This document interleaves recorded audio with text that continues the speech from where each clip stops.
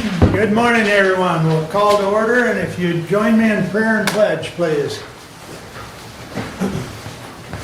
Heavenly Father, thank you for the break in the weather. Everyone's busy in the fields. The trees are blooming, I guess, and the flowers are blooming. It's a beautiful day to be in Hillsdale. Amen.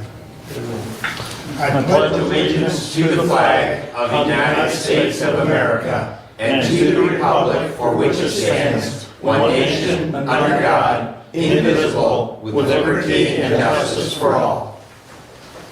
All right. We'll have a first call out to the public. Our rule is a member of the public may address the board after receiving recognition from the chairperson, giving his or her name. Public comment shall be limited to a period set aside at each meeting for such purpose. Each speaker shall have the floor for no longer than 5 minutes unless the board grants an extension. Board of Commissioner Rules of Procedures and Bylaws 5.1-3. Would anyone like to address the board at this time? Kelly? Good morning, Kelly. Good morning, Kelly Mates, Allen Township. So today I come to you guys for an issue close to my heart. So I stood down with the Lifeways work that was done in the community. A couple weeks ago watched one of the videos from the commissioners meeting in regards to money that was issued out to a program called Spark. I believe Bruce Caswell might have been the one to say it. So in my mind I sat thinking about Spark and what that meant in my own family. My grandson, can you tell me your name? This is Talon. Talon graduated from Reading High School last year. He was supposed to get a completion degree or diploma from Reading with the promise that he would be in a program until he was 26 years old that would help him with independent learning and studies. Prior to that, Talon got a job at our local Myers store. He had an aide that wore a shirt. They wore a shirt together. They worked together.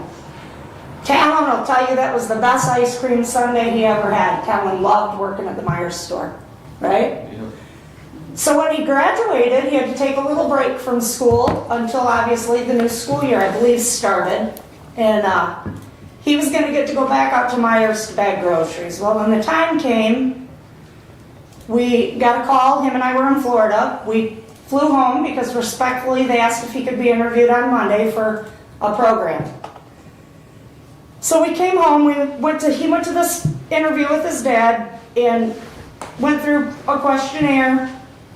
Fast forward, we went to numerous interviews because it took time. There were some challenges, and that's how they do it, and that's great.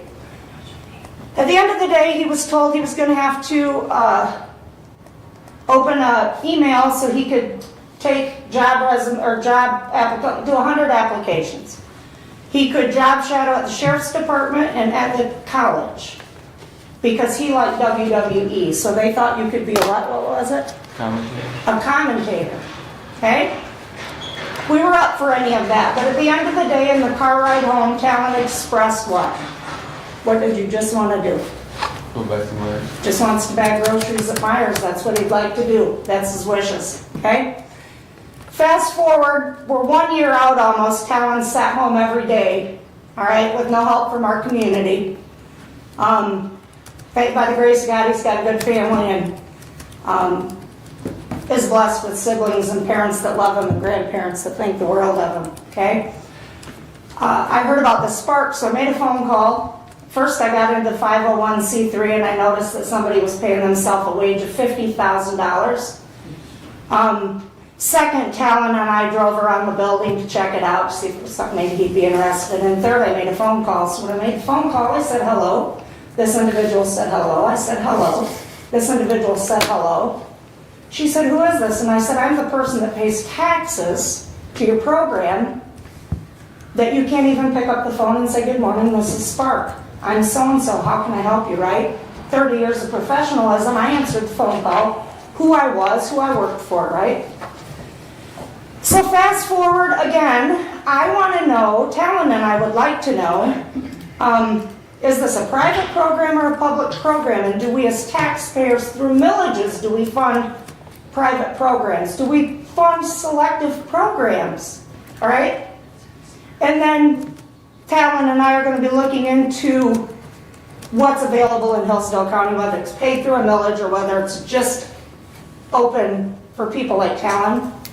Because he has a right in this community too. He does. He has a right as just a human being.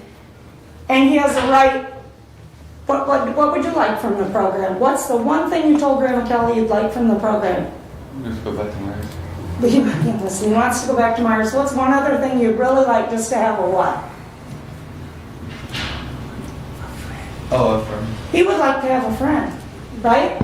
He's got a family, he's got siblings, he's got grandparents, but Talon would just like to have a couple friends, right? So when you look at Spark, what do? They do wonderful things in our community. They do cardio drumming, they ride bikes, they bowl, they make pizza. So what I put out to you guys is how are we publicizing this program that's paid for by our taxpayers? We are funding a $50,000 salary, right?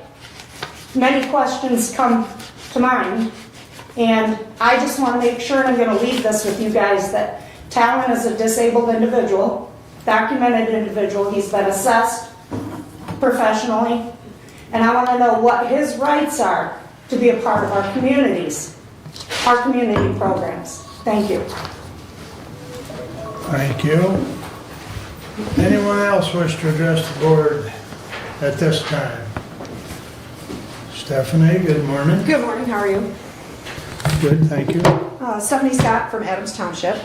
I'm here today to talk to you gentlemen about the underlying issue here in Hillsdale County. I've heard it before, you guys can't do anything because there's 3 branches of government and you've got you guys separated. And while you're correct in part of that, you do have some obligations. So I'm sure you're all aware the remaining 4 felony charges were dropped against me for my, reading the law and attempting to follow the law as a constitutional office and a township clerk in Adams Township. It's been a very interesting 3 years. I feel vindicated and actually surprisingly very grateful for the people that I've met, the attorneys, quite a few of them, and just the experience in the legal world. But it's actually quite depressing in my opinion.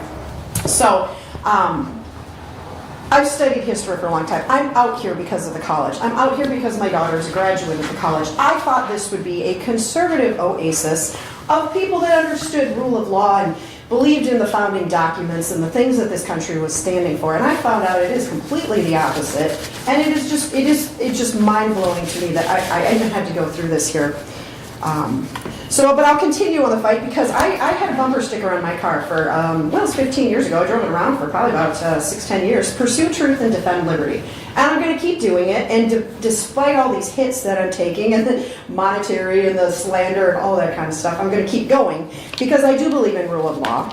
So what I'm here today for is to share with you, I'm sure, Mr. Benson, you got your copy last night, but if you wouldn't mind passing that around. I did file a complaint with Hillsdale County Sheriff's Department on last Tuesday, the day of the election. Fayette Township election was in violation of the law. The fact that the Litchfield City Clerk ran a township election, a different township, ran that election is in violation of MCL 168-373. It's nothing new for this county because Abe Dane did it 3 times to Adams Township, but I couldn't get anyone to listen to me or follow it, and everything that ensued afterwards was complete lawfare. There were problems in our voter roll. I didn't even get to where the vote went. It was all about who was recorded as voting. And for that, I've assumed a lot of heat from this county. But what bothers me is there's checks and balances put in place. And we have so many pressure valves that could have and should have gone off. And so now I'm presenting to you, and it's because of you, Mr. Leininger. You pointed out a statute that completely applies. Yes, you guys are the legislative branch. You have control over the checkbook. And that's exactly what gives you some duty and authority to question Mr. Abe Dane as our county clerk. He's a county officer on the taxpayer dime, and he's running illegal elections in this county. He knows he is because he presented your sister's bill to the state legislator about changing it and allowing clerks, or I should say election duties, to be appointed by township boards. Now, to remind everybody, these elections are supposed to be with critical infrastructure. It is a constitutional office that people are voted in. There's duties and obligations. There's bonds involved. The fact that our local representative and our local county clerk think that that should be all bypassed due to an inconvenience of being unable to fulfill clerk positions in this county is insane. And not a mention of the lawfare that is probably, maybe, possibly causing the fact that nobody would want to be a clerk because heaven forbid you try to do the right thing. So I'm going to remind you, and I'm going to read this law. I don't even know if I want to read it because you guys don't seem to want to read the law anyway. But the statute really gives you the ability to ask Mr. Dane under oath some questions, and it's all due to the fact that his salary or compensation is paid by the county.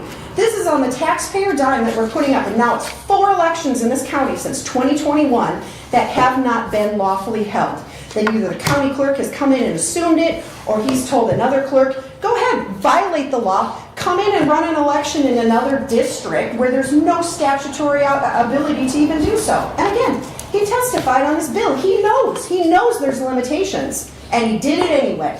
So now this complaint is filed with the Sheriff's Department, and the answer that I get is that it's a conflict of interest, that our sheriff can't investigate our county clerk, which is insane to me because everybody here has taken an oath to uphold the Constitution and the statutory duties that go along with it. There's a statute for election law that says any police, sheriff, or other peace officer present and having knowledge of any violation of any of the provisions of this act, meaning Michigan election law, to forthwith institute criminal proceeding for the punishment of such offenders.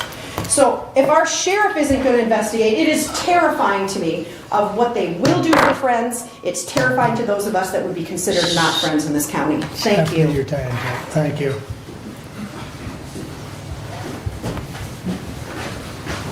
Good morning, Lance. Hi, how's it going?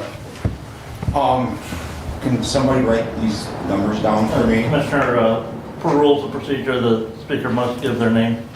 Correct. Oh, we're gonna play this game? We're not playing a game, it's the rules. I haven't looked up your policy. Does it say requested? What does your policy say? It's required.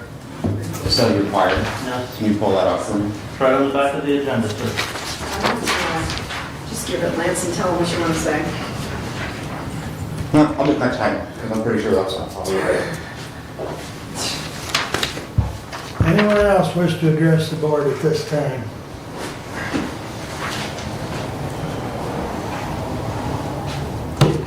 James Edward Thomas, 2200 Bar Street, Hillsdale Township, Michigan. Kind of scattershot, a bunch of things. One, I got a call from somewhere in the building. Thank you very much for the return phone call. Most like most people, I'm kind of irresponsible about listening to voicemail messages.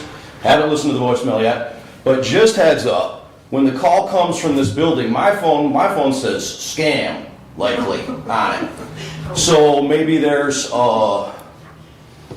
some sort of miscommunication with whoever figures that stuff out. Maybe my phone is goofy, I don't know. Another thing that I wanted to bring up was, I'm not positive about my numbers here, but I'm pretty sure we've spent now $180,000 on architect fees. No, thank you for the correction. Is it $80,000? I feel like I'm up here at Price is Right. You do know we can't engage. Yeah, I'm so sorry about that. Anyway, there is a sum of money which we've spent on architect fees. I thought it was 180, 155 plus 25. It may be 55 plus 25, but it seems like it's getting kind of near to either a third or a half of what we received in sale price for the annex. And those numbers, when I look at them, kind of confuse me. Even if I'm dead wrong about 180, I'm sure we're somewhere about 80. And 80 out of 300-ish is what Google tells me, and I'm sorry I forgot the exact number for the sale of the annex. That concerns me. I don't like those numbers. I listened to the public comment from the last meeting, and I think it was a bit before or a bit after, and the gentleman on this side of the table were talking about a forever tax with the way the ballot language was written for the 911 fees. I'm not going to pretend to understand any of that, but the term forever tax makes me want to understand all of it now. And I wish that the gentleman, that's probably what I got the phone call about, I wish that the gentleman who had mentioned that maybe would explain that for the public during their time or whenever they felt appropriate, because I do think that that's really important information for the ignorant public to understand, because forever tax, again, is a word that really concerns me. It seems like I see the 911 directors here, it seems like there's a lot of money kind of going out and some dissatisfaction with some of the services or not understanding. I followed up with what Commissioner Wiley said about what went in Camden with the meeting, and what I was told by the Camden City or Village Clerk is the gentleman who actually had the concerns was not at that meeting. So, I don't know how to say it, but maybe we all need to communicate a little better, myself included. Maybe there needs to be a centralized point of communication. I don't have a suggestion, but it just seems like a lot of times there's just kind of, not everybody's kind of really linked in, like I'm not, with the forever tax statement, really linked in to what's really going on. And I think that would be important. I mean, we have a couple of wonderful news sources. We have a couple of political-based news sources. As a citizen, I can kind of cobble that together by reading that stuff. But I do think it would be, again, so something like the forever tax would be great if you just had a grandfatherly explanation about, this is exactly what I was talking about, talk to me like I'm 5, and explain me the facts that I probably don't understand. And then lastly, I think I've got a little bit of time left. I've been in leadership positions, not quite like yours, but I had a budget of $150,000 I had to oversee. And I oversaw young men's lives at extremely critical points in their lives. And I know that you put your heart and souls into this, and I know that you do, because you wouldn't have run for the damn seat if you didn't. You're doing something that affects other people's lives. So sometimes they're going to get emotional about it, but you have to make sure that it just doesn't touch your ego, and that your ego doesn't come back through in those responses. I'm not saying that that's happened. I'm just saying that it's swirling around the community. And you know, just everybody remember, this is just your job. It's just your job. I don't know you as a person, so when I come up here and I berate you about something you did at your job, I'm not attacking you. I don't know you personally. Everybody have a blessed day. Thanks, James. Anyone else wish to address the board at this time?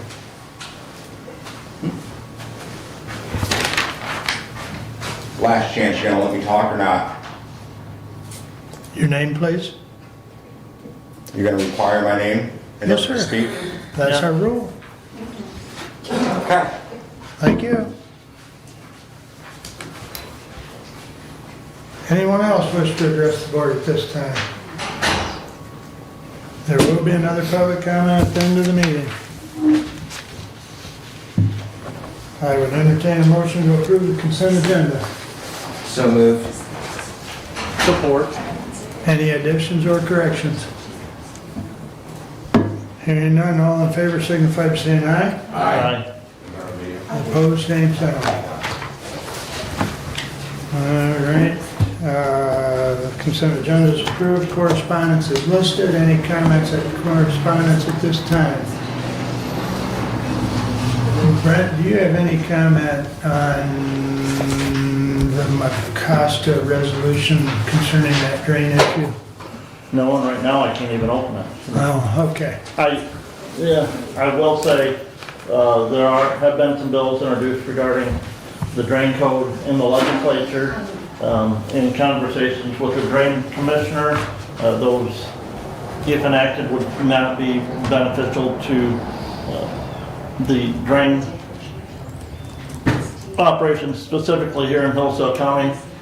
I know that we had talked before he went to the County Drain Commissioners Association meeting, and he was anticipating that they were going to take action there, urging, their counties, but to stand against those pending legislation. But I talked to him this morning, I didn't ask him about that, so But yeah, some of those, if enacted, would seriously hamper the work of the Drain Commissioner. Okay, I guess we'll stay tuned on that. Anything else on correspondence? Doug? Just that I received approximately 30 emails regarding our agenda item today on the rescinding of resolutions, and I will forward those to Clerk Dane. That's fine. I guess I would add, keep in mind that those resolutions are prepared by bond counsel and they need to be passed. So, Understood, but I did, understand. speaking about correspondence, Yep. I received correspondence that I will forward to Clerk Dane. And you would like that in the next packet, I presume? I'll just put it in this. Yeah. Okay, that's fine. Just making sure where you want them. Thank you. All right. Anything else? Regular agenda approval? Move to approve the regular agenda as presented. Support. Moved and supported. Any additions or corrections? Hearing none. All those in favor signify by saying aye. Aye. Opposed, same sign. All right, that brings us up to standing order, and Lynn's hiding behind the podium. I'm short, I can hide behind a lot. Good morning, Lynn. Good morning, Commissioners. Lynn LaCourse, Reading Emergency Unit. Just coming in today to kind of review my quarterly reporting. Since reporting, well, the reported numbers that I submitted on 4/6, I do want to point out that our unable to handle calls this year have been down pretty significantly over last year, so we're pretty happy with that. Mutual aid calls down a little bit as well, however they've been holding steady for the most part recently. In terms of staffing, a little better in some ways, a little less in others. Currently I have 9 part-time EMTs, 6 full-time EMTs. I have 3 full-time advanced EMTs, 2 part-time paramedics, and 3 full-time paramedics, as well as myself in the office as a paramedic, and I have 2 additional EMTs that are office staff. And then we have 3 assist care drivers, 1 full-time and 2 part-time.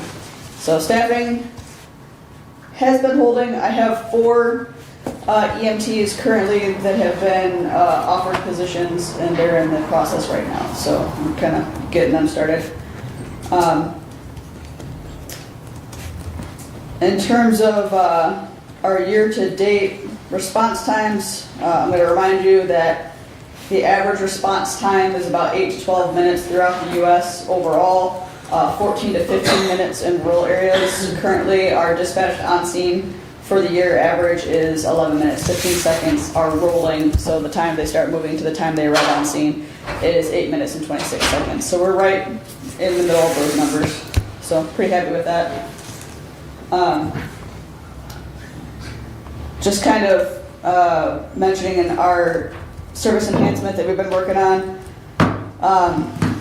Currently we have 1 employee that's in school to become a paramedic. One of the additional EMT hires that we're working with right now is also in paramedic school, so we expect both of them to be finishing up here by the end of the year, which will help our paramedic numbers as well. We do still offer education assistance to people that want to go to paramedic school that are already employed by us. Always working to upgrade equipment. We just got new first in bags with some grant money, which is going to be really helpful, a lot easier to carry equipment in. And we've been able to staff our 3rd station, the Litchfield station, almost every day as of late. We've been pretty well staffed, as well as more than 1 paramedic on most days. So staffing's looking up at the moment. So I just kind of wanted to report on our quarterly numbers and add a little bit.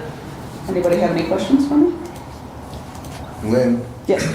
talking with representatives from KVCC, it's my understanding that the current funding for EMT and medical programming is done, not ending, but done.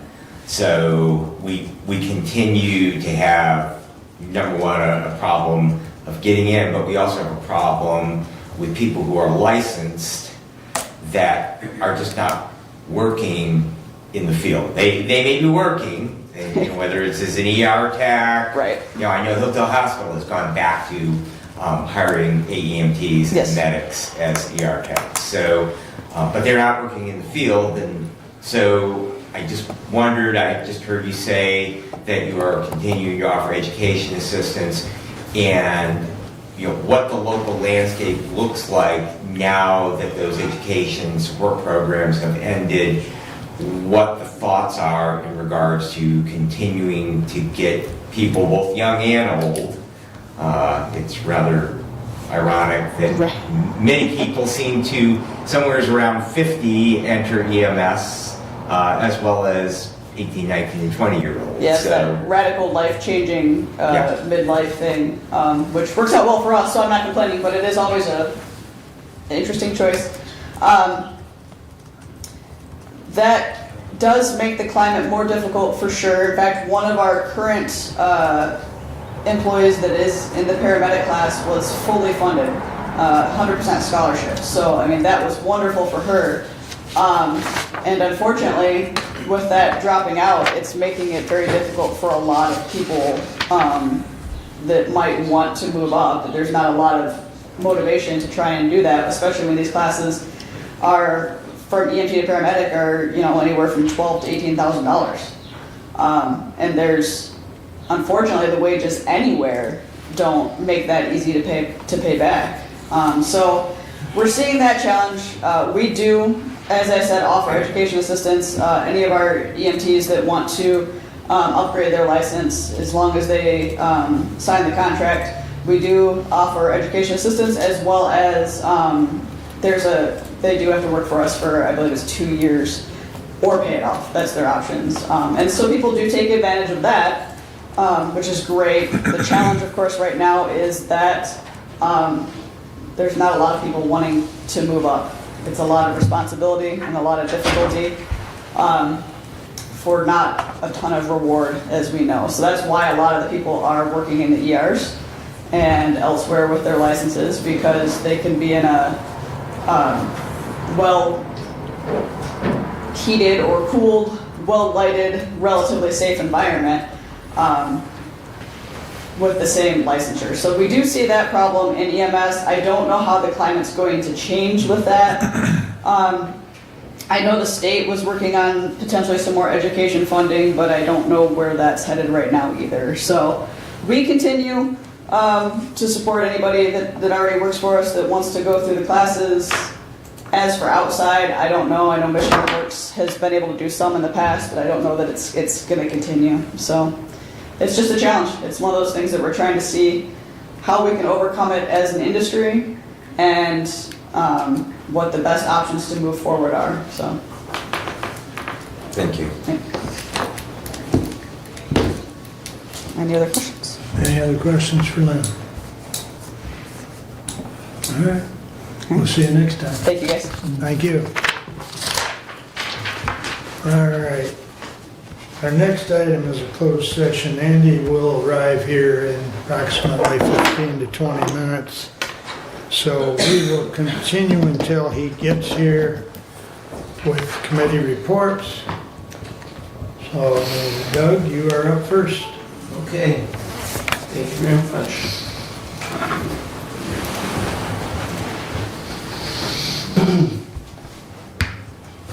First up, I have from City of Hillsdale, their summer road projects. They will have Arch Avenue reconstruction from Mechanic to Carlton Road, South Street reconstruction from M99 to West Street, Oak Street reconstruction from Willow to East College, and also Boggies Trail resurfacing from Barnard to Sandy Beach.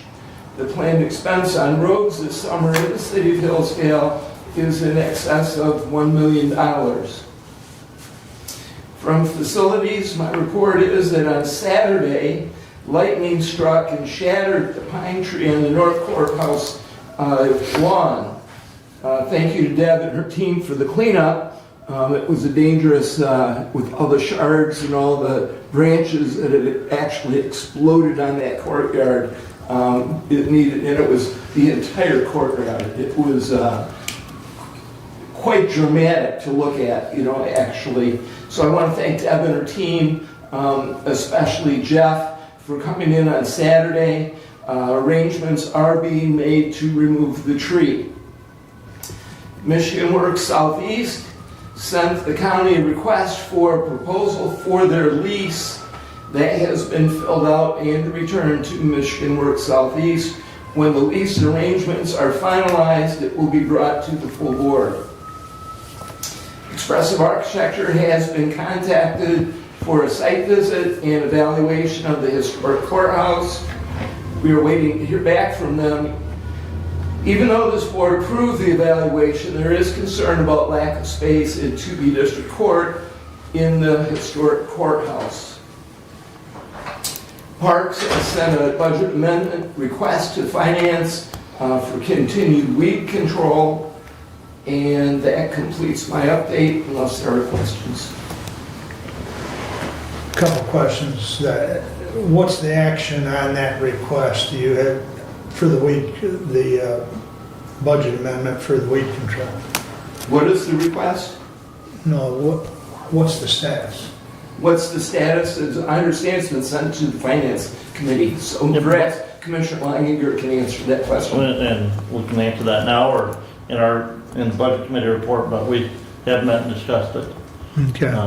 And as of right now, we will not be bringing that budget amendment forward. Okay. That answers my question. Question, Commissioner, on the Michigan Works Southeast lease. The current lease expired last September. Correct. And they've not been paying the increased lease that was amount that was required in that lease that they're operating underneath on a month-to-month basis. Okay. That lease required the same thing as the Lifeways lease that required a consumer price index inflation on that lease payment, which from 2020, when that lease was signed, until September last year was a 24.5% increase. Okay.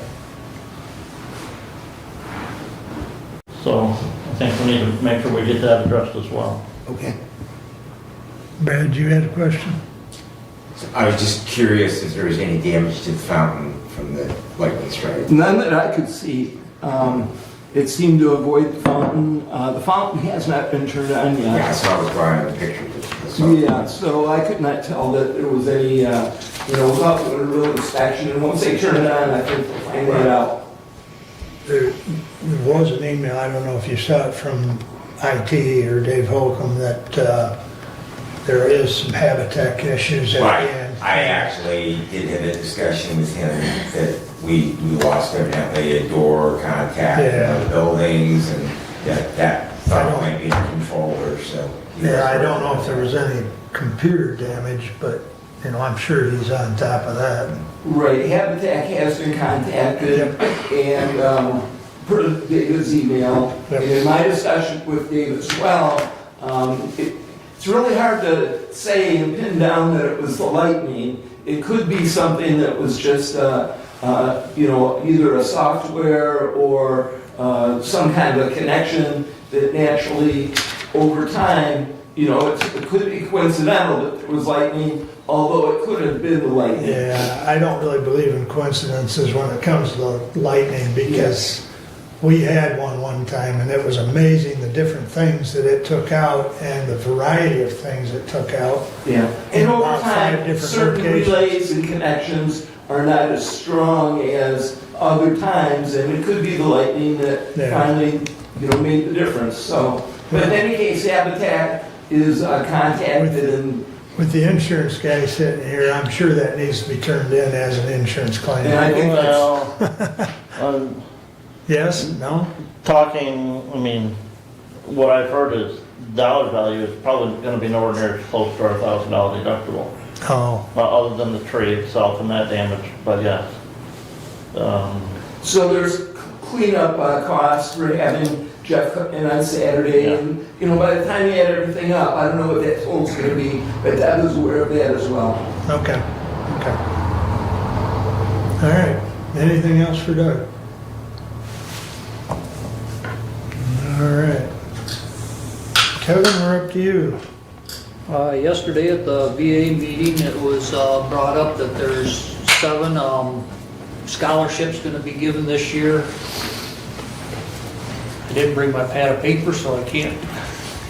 I know there was 3 at Reading, 1 at Jonesville, 1 at North Adams, and I can't remember where the other 2 were at.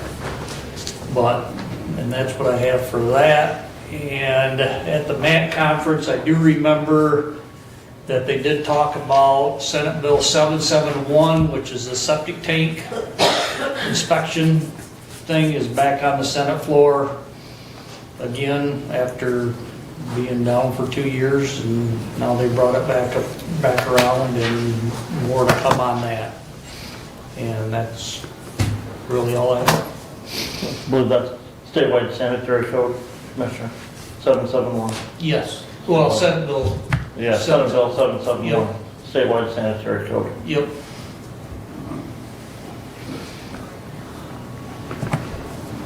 Okay, any questions for Kevin?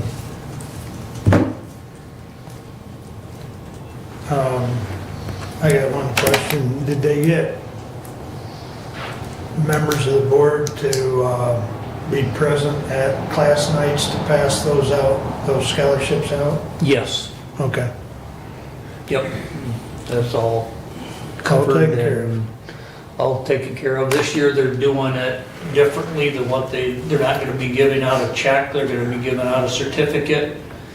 And then in August, they will have to come in and get the check from the VA, because last year, several students changed where they were gonna be going to school, which changed, the check had to be tore up and then rewritten, and Okay, it was just more of a hassle. This way they can come in and say, here's where I'm going, this is what I'm doing, and okay. That's so, probably a good idea. yeah.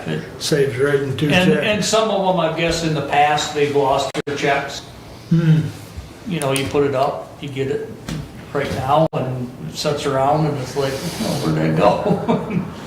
So that's what their choice was. Okay, good. Anything else for Kevin? All right, well, moving right along. Brad?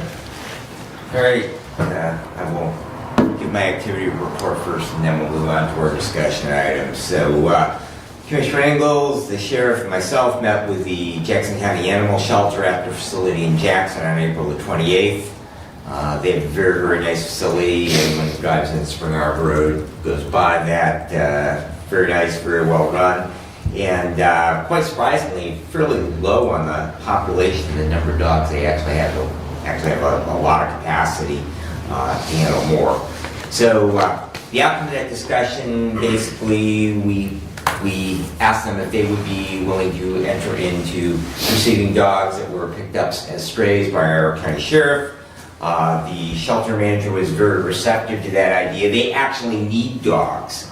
Surprisingly, they bring dogs in from out of state. They regularly obtain them from the facility in Texas, because they have a lot more people who want to adopt animals than they have that they actually pick up within the confines of the county. So they did refer that on to the county administrator. Evidently there were some objections from both the administrator and some of their commissioners, and we did receive a reply that they were not interested in entering into any form of an arrangement at this time with Hillsdale County. So that basically refers us back to either trying to negotiate a better price with Branch County. We also did receive a proposal from the Hillsdale Humane Society, although they continue to have concerns about whether or not they're able to handle the number of dogs that we have. because they are a no-kill shelter and they are somewhat regularly full. Also, their request as part of that we considered building a facility on property that we own adjacent to their current property, or at least starting to set funds aside and make plans to do so. So the sheriff and Commissioner Ingalls and I will continue to work on that. I think at this point we kind of need to recoup and figure out where we are at, probably set something up with Branch County. We do have until the end of the year on our current contract, but we do want to get something in place probably by July. So I think that at the end of the day, the message that I have for you is that it is going to cost us more money than we are spending right now, which basically we are allocating no dollars to that because we prepaid for that 10 years ago. Community Corrections met on April the 29th. We did approve the second quarter reports.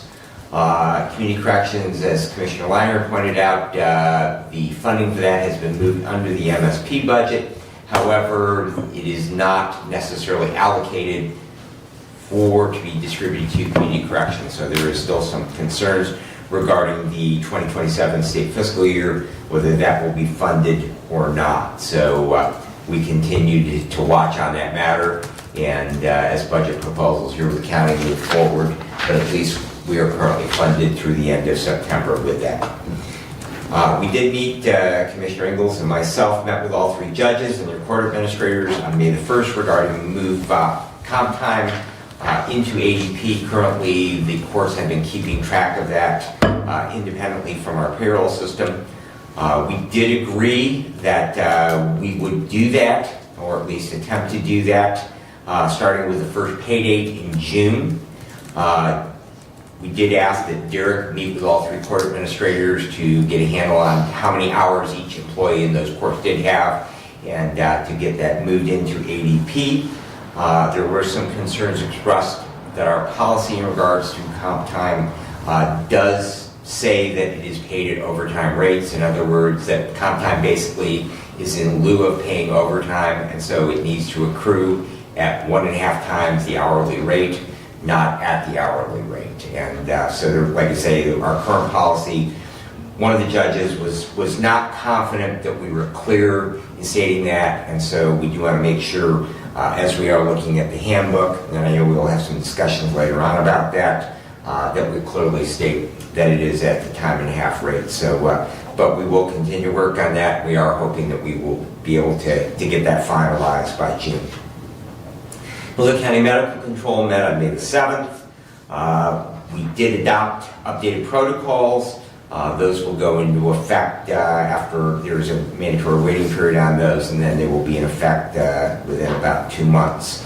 There were some concerns raised about the lack of aspirin for the chest pain protocol in the MFR drug boxes. Our MFR agencies, they have medication boxes just like the transporting agencies do that they carry in the rescue vehicle. And one of those, say, is for acute cardiac syndrome or chest pain, that aspirin be administered. The hospital pharmacy has not provided that in drug boxes, and so that makes those MFR agencies out of compliance with the protocol. So consequently, Dr. Cook, the medical control director, will be issuing a letter to all of those MFR agencies until such a time that that aspirin is provided, that they are in compliance with not administering aspirin per that protocol. Also, the hospital has agreed that they will host a website for the Hillsdale County Medical Control Authority. I know I had some discussions with our IT department because we do not have a place for that, and that simply means that our county protocols are not readily available in an online form like they are in many, many other counties. I know the counties that I work in, I can pull up any of those on my phone or any device and be able to reference those if I do need a protocol reference, and I can specifically refer to that both for reference purposes and note that in any narrative and any PCR that I file on a patient that I transport. So we will be moving forward with that. The hospital will have those available, as well as all the meeting information. They will have their meeting notices up there as well, and the minutes from their meetings. So that will be coming. I don't have a time rollout for that.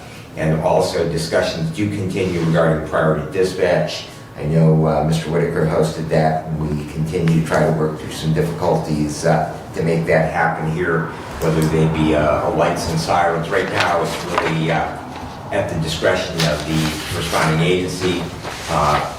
We don't prioritize necessarily on how we run to those calls, and so we are looking at actually dispatching them as a priority 1, lights and sirens, or as a priority 3, which would just simply be traveling in normal traffic.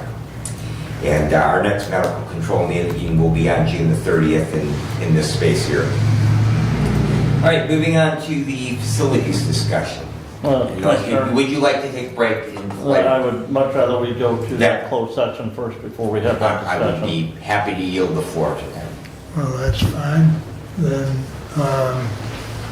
I will move we go to closed session pursuant to MCL 15.268H to consider material exempt under MCL 15.2431G, written attorney legal opinion. Support. And I believe we need a roll call.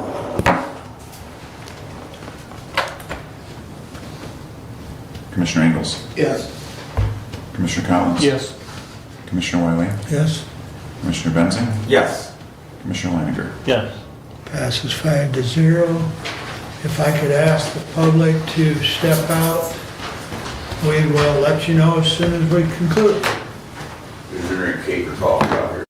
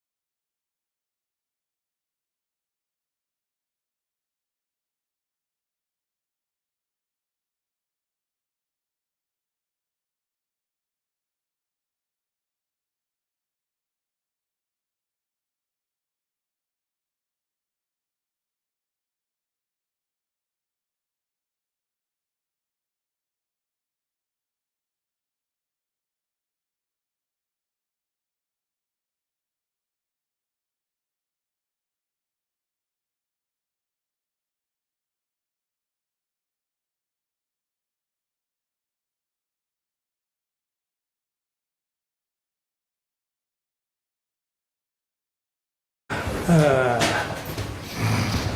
welcome back, Mark. I think you're going to declare a recess. What? I don't know, it's a term. You gotta declare or declare a recess. Let's just do you want to do the business first? Or you Yeah. want- Okay. I'll really see you. His hand is still here. Yep. Yeah. All right. I move to it. Here, stop this here. Sorry, want to make sure we're back on live. Move to follow the advice and consent of council as discussed in the closed session. Second. Moved and supported. Let's do a roll call on that, please. Commissioner Collins. Yes. Commissioner Wiley. Yes. Commissioner Benzing. Yes. Commissioner Leininger. Yes. Commissioner Engels. Yes. Thank you. Motion. Motion. Minutes of the closed session is read by the clerk. Support. Moved and supported. All in favor signify by saying aye. Aye. Opposed, same sign. All right, the motion for both things are approved, and we will take a 5-minute recess by request, and we will reconvene in 5 minutes at 10:25 according to that clock on the wall.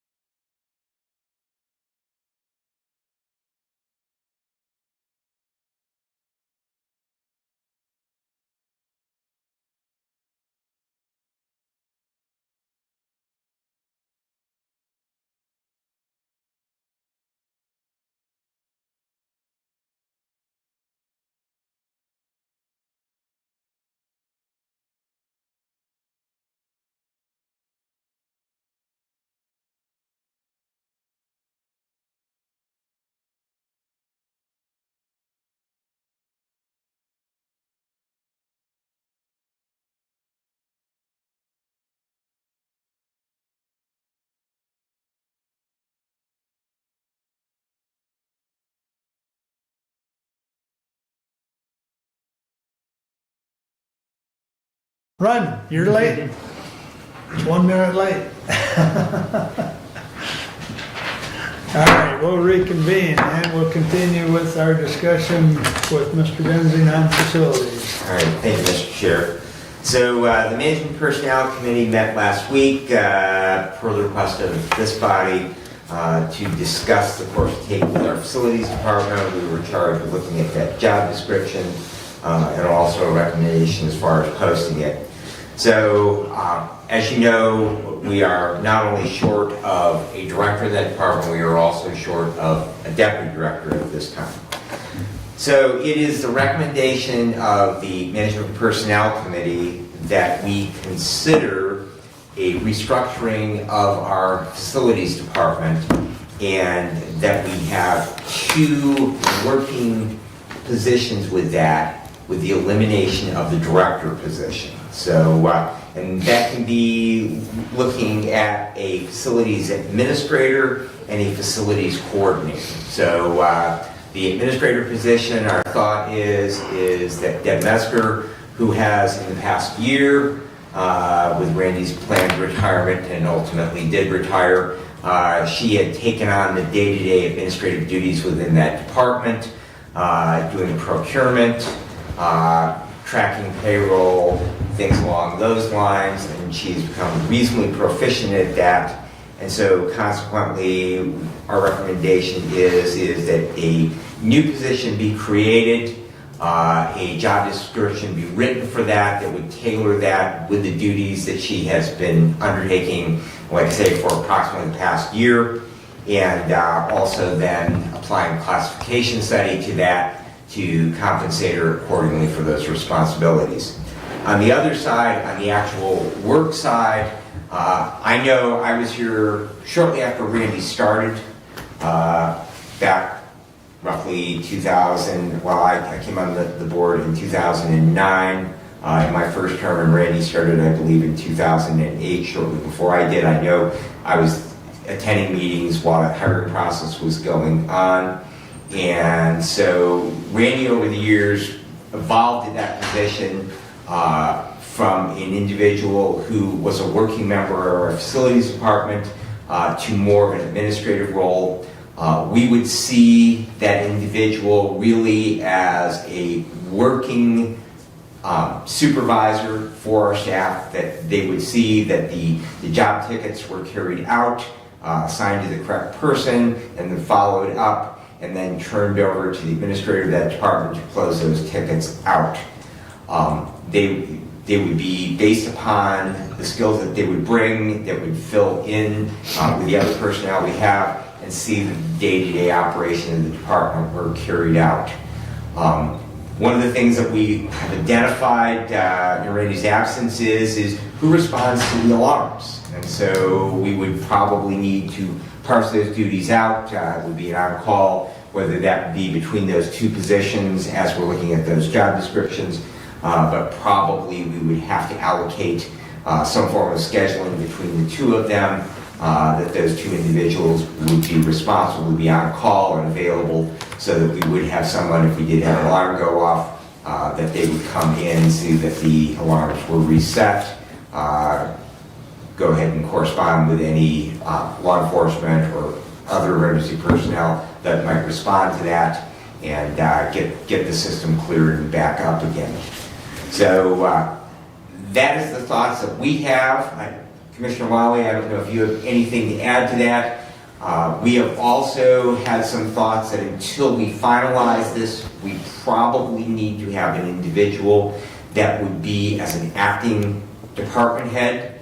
Right now, as far as payroll, Deb Mesker is going ahead and authorizing payroll. Evidently, that is something, a role she has been doing. Her own time card is actually approved by the finance department in the absence of Randy. And so either Naomi or Derek has been approving her time card. But it would probably be good to have someone who would have a credit card. Deb does not have a credit card. And with our deputy director who did have a credit card, and he has turned that into the clerk at this time. So consequently, we do not have anyone for that department that would be able to make purchases with one. And so having someone in that position that our thought would be one of our current department heads, and that way that we would not have to hire additional personnel for that or contract with additional personnel. However, it would be our recommendation, like we do in many other cases, for those additional responsibilities and additional time, that they receive some additional compensation over and above what they are currently being paid for that. Commissioner Wallace? I guess I would just add that, you know, we've had some discussion of trying to find someone internally that would just simply act as an interim director for a short period of time while the Personnel and Management Committee creates those new job descriptions and the scoring, and then brings that back to the board, of course. Now, I guess the other question that I think we may have talked about briefly, but we really didn't, you know, as far as the coordinator position, do we fill that internally or externally? That really hasn't been vetted. Correct. But, you know, that the admin position is not necessarily new because Deb's doing it. She's been doing it without the classification thereof. Now, the other thing I will add, which I told Brad that she had made me aware of, which I had no idea. Dave Holcomb set her up with a program where she could take courses or classes. She's conducted about 87 hours worth of training in facilities and management and so on and so forth related to that field.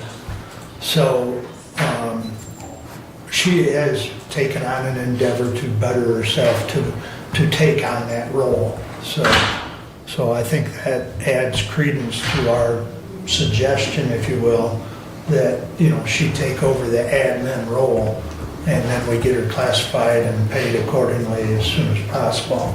But that's all I've got to add, but that's our recommendation to you, gentlemen.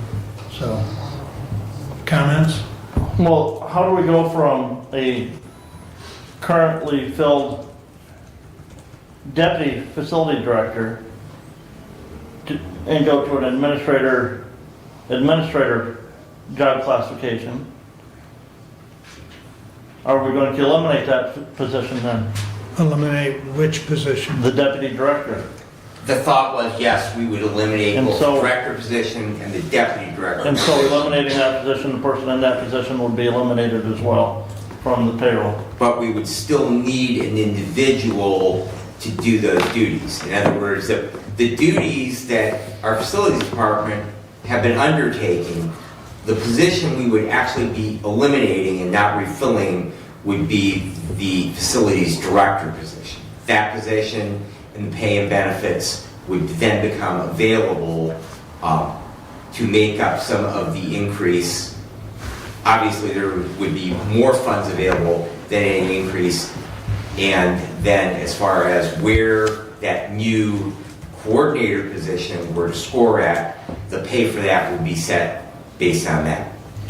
So technically, the deputy director position, correctly said, is eliminated. The coordinator position for maintenance would be redefined and rescored. Correct. I mean, my budgetary concern is, goes back to some of the items that were discussed in the closed session in regards to the person that's currently in that deputy director position. And I also, so Deb Metzger is classified as a janitor. She's not been doing janitor business. So are we going to eliminate the janitor position from the budget as well? Because we've proven, because she's not been working a janitor job, we've proven we don't need a janitor position, so we're going to eliminate that as well? I would probably... Her position, whatever she is classified as now, that would change Yeah. into that administrator position. And I guess my concern is shoehorning her into that administrator position. I'm concerned about our compliance with our internal job posting that are spelled out in our personnel handbook. I'm wondering how we can just create a position and move somebody right to that and not post that for other qualified internal employees as well. Well, I would respectfully say that probably everyone right now within the county circle, if you will, recognizes her as the administrator of that office, even though she doesn't have the title. And there's no one more qualified. And I would also say that we do have a policy in place in regards to the reclassification of a position, and that reclassification does not require a posting. It allows for the additional duties, the additional education, and that is one of the things that is actually in that request for reclassification is if that employee receives additional education, certification, degrees, that be part of the consideration for that reclassification. And Commissioner, I remind you that that language said that that's to be done as part of the budgeting process. And there was a request last year from the facility to reclassify that position, and that was not granted by the Board of Commissioners at the time. Correct. It was not recommended by the Personnel Committee, and it was not included by the Budget Committee. But I would also say that we are in rather uncharted waters at this point. We had a lightning strike on our courthouse square on a weekend, and we needed to have people who came in. So who is going to be responsible in light of that we do not have a deputy facilities director, we do not have a facilities director? Who is going to take the responsibility for seeing those things happen? Who is going to take the responsibility when the alarm goes off at the historic courthouse of coming in and resetting the alarm panel because somebody came in to work in their office and didn't disarm the alarm? Someone's going to have to do those duties. And if I was an hourly employee, I would say, sorry. So currently,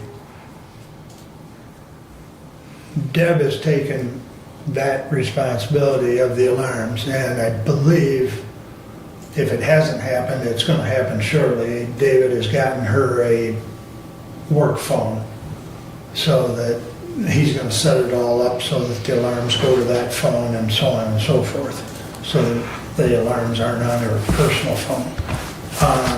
Well, I think this is step one. I guess my recommendation on that would have been either not go to a janitor, but go to the other facility maintenance staff to take that role, who are in a higher classified position than a janitor. Well, personnel and management was trying to do the best with what we had to work with last week, okay? And we'll bring you back. I think this is step one. You asked us to bring you back something in regards to facilities. We've brought back an idea. If it's palatable enough, we will continue the process and try and get back to you with the job descriptions and the scoring. And that will also help address some of the budgetary questions, because then we'll have a better idea of where to place these two positions. And I believe at the end of the day, we will see a fairly significant budgetary savings, even with the reclassifications.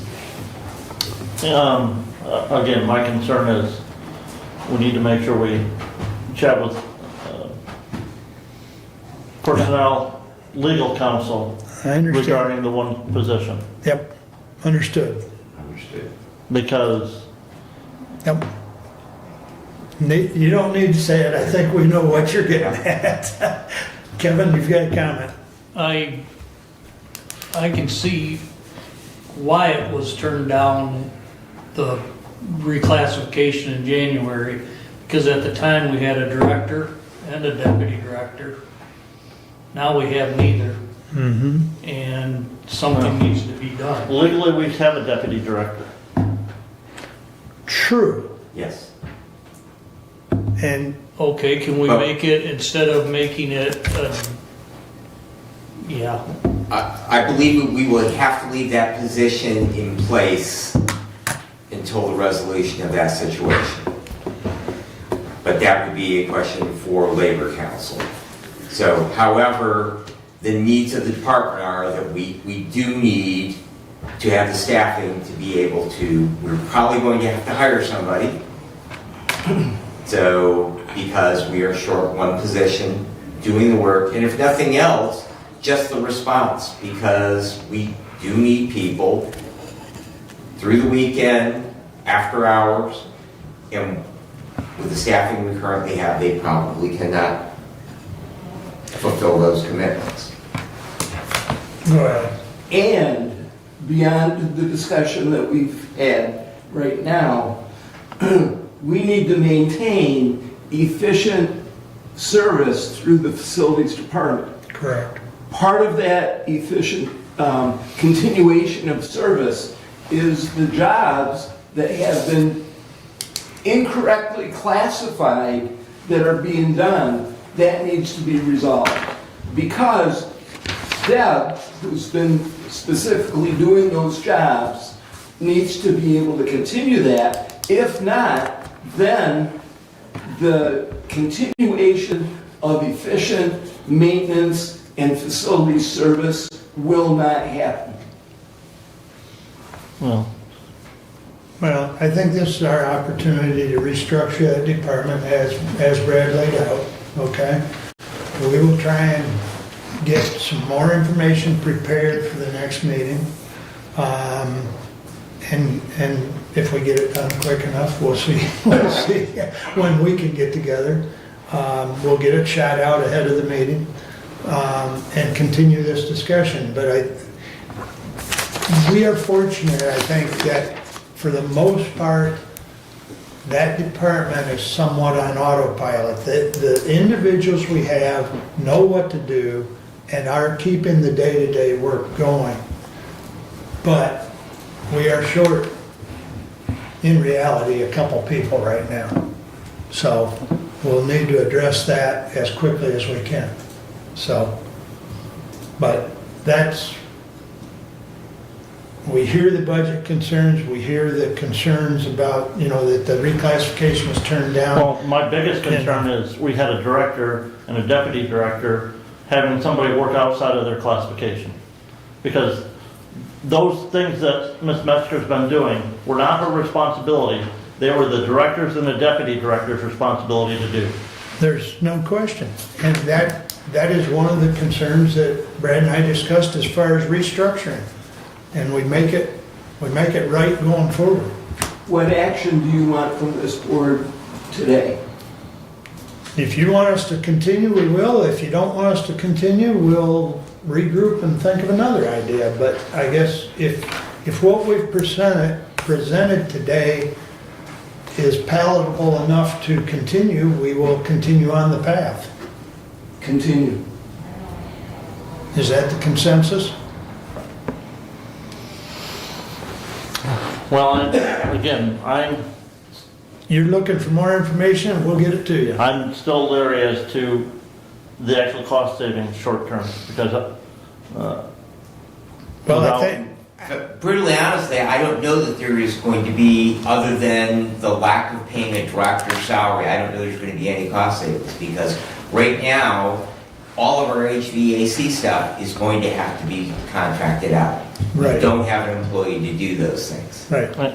Commissioner, I would say we should never have an employee to do those things. That should all be contracted out, because then when it fails, then you can go back to the HVAC contractor that did it, and if they did it improperly, they have to cover the repair cost, and it's not eaten by our budget.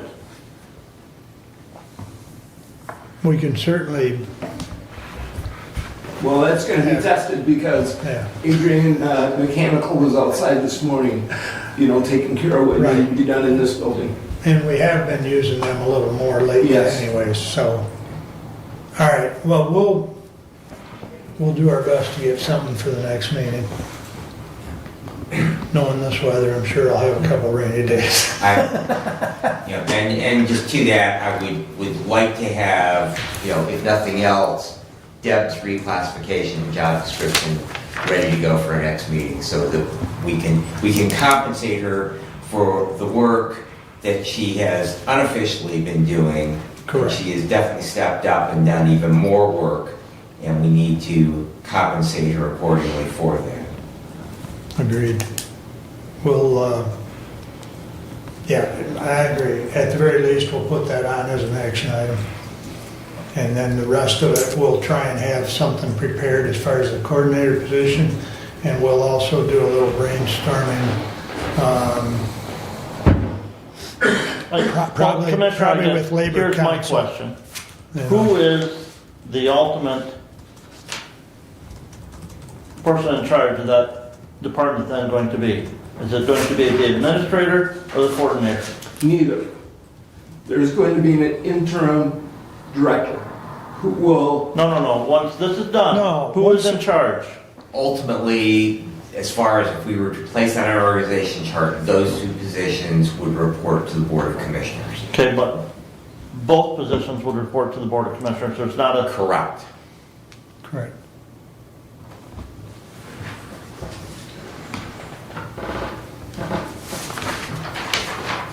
probably through the facilities committee, because when you have 5 as it would go from probably to the facilities committee, which is chairman and vice chairman, and then brought to the full board as needed. You are correct. That's another thing that Yes. Brad and I talked about, that yes, they would not necessarily come up here and report to the full board, but they would report to the facilities committee, and then the facilities committee would be the link to the full board.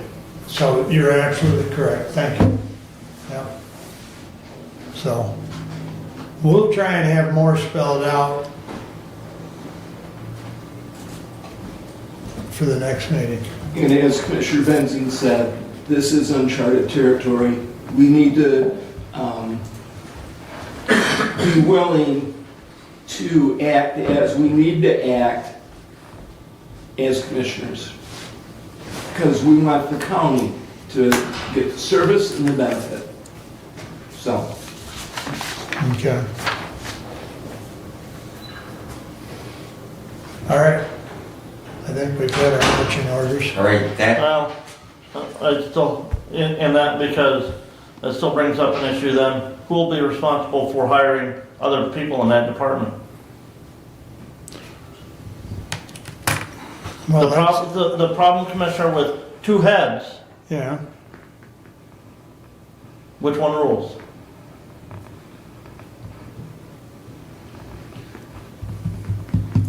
well, and again, That's I would that's say that they are covering 2 entirely different areas. Well, but this is my concern with this Well, you, structure basis is you've got to have a chief in that department. You can't say, well, they're co-equal chiefs. That doesn't work. Well, perhaps if we come up with savings on this, that we can have an HR person, and then we can solve many, not only this issue, but many other ones by simply allowing our HR person to make that decision. Well, all you have to do is make one in charge of personnel and one in charge of admin. administration. I mean, Personnel and administration are the same. Let us work on the description. We'll bring it back and then we can doctor it as needed. It's a work in progress, but we hear what you're saying. And I understand what you're saying because because this body doesn't want to be the one hiring A janitor. or a janitor, exactly. So we'll have some discussion on that. We'll try and figure, yeah. Good point. You asked us to bring something back for discussion, and that's where Well, I we're was at. anticipating a revised facility director job description. Well, we've decided that position needs to go away. Unless this body feels that our structure idea is wrong. So, I think just that right there, the compounding of who's in charge, makes the case for a director of that department. well, I think at this point, the marching order is to And then- continue. then the And we que- see how it goes as we evolve, and I think that it isn't going to be the same as it was, but I do think that what it will be is a resolution for the county, including the budget, so. Go ahead, Brad. I'm gonna put this in the form of a motion, and then we can beat it up anymore or not, we can vote on it. I'm gonna move that we follow the recommendation of the Management Personnel Committee and task them with bringing back job descriptions for a facilities administrator and a facilities coordinator. I second. Further discussion on the motion? Hearing none, all those in favor signify by saying aye. Aye. Opposed, same sign. Aye. Passes 4-1. The Personnel Management Committee will bring something back. And we'll continue to move along, gentlemen. All right, and that concludes my report, unless you have questions for me. Any questions or comments for Brad? All right. Brent, you are up. Resolution 26-054. Whereas on May 13, 2025, the County Board of Commissioners adopted Resolution 25-077 titled Resolution Authorizing Publication of Notice of Intent to Issue Bonds and Reimbursement of Prior Expenditures from Bond Proceeds, the Notice of Intent Resolution, which, among other matters, declared the county's intent to issue limited tax general obligation bonds in an amount not to exceed $15,500,000 to finance a Lifeways community mental health facility as defined in the Notice of Intent Resolution, the project, and whereas on July 8, 2025, in response to a petition for referendum, the board adopted Resolution 25-095 as amended, which rejected a resolution to authorize issuance of limited tax general obligation bonds, and in its place authorize and direct the following question to be presented to the electorate at the August 2026 primary election. Shall the County of Hillsdale issue its limited tax general obligation bonds in an amount not to exceed $15,500,000 for the purpose of construction a community mental health facility, and whereas Lifeways has recently withdrawn its request for financing assistance for the project, whereas the board now deems in the best interest of the county to rescind Resolution 25095 and any matters in connection therewith as may be described in the minutes of the board's meeting held July 8, 2025. Now therefore be it resolved that the board hereby rescinds in its entirety Resolution 25095 and any matters in connection therewith as may be described in the minutes of the board's meeting held on July 8, 2025. As of the date of this resolution, Resolution 25095 and any matters in connection therewith as may be described in the minutes of the board's meeting held on July 8, 2025 shall be no further force or effect. The chairman of the board, the treasurer, the finance manager of the county, or any other appropriate county officer are directed to take all steps necessary and appropriate to terminate any actions taken pursuant to the authorization set forth in Resolution 25095 and any matters in connection therewith as may be described in the minutes of the board's meeting held on July 8, 2025. All existing or previous resolutions and parts of resolutions, insofar as they may conflict with the provisions of this resolution, are hereby rescinded to the extent necessary to avoid such conflict. I move for adoption. Support. As indicated at our last meeting, Commissioners, I had given notice of our intent to rescind Resolution 25095 This resolution language came directly from our bond council in regards to that resolution, and there's another resolution that is coming dealing with the prior resolution regarding the notice of intent, but in procedural matter, we must pass this one first before we can pass that one. Comment, Brad? So I would like to tie bar these two resolutions together, and so I'm going to propose an amendment after 3 of simply, this resolution shall be effective upon the adoption of Resolution 26055 as presented in the adoption of the May 12, 2026 agenda.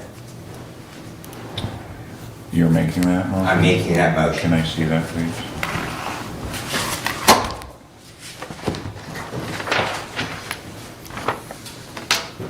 And just all it simply does is it says that the effective date of that resolution is as soon as we gavel that 26055 is adopted, the previous is effective.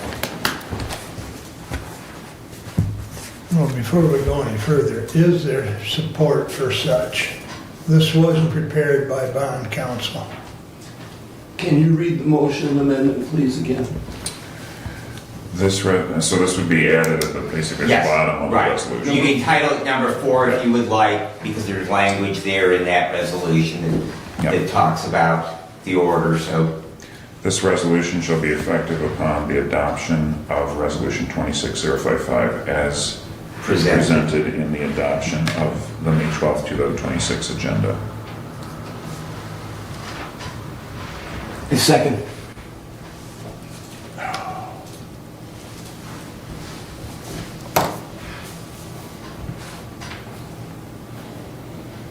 Discussion. Again, I think we need to just take bond council's wording and adopt the wording as presented by our bond council.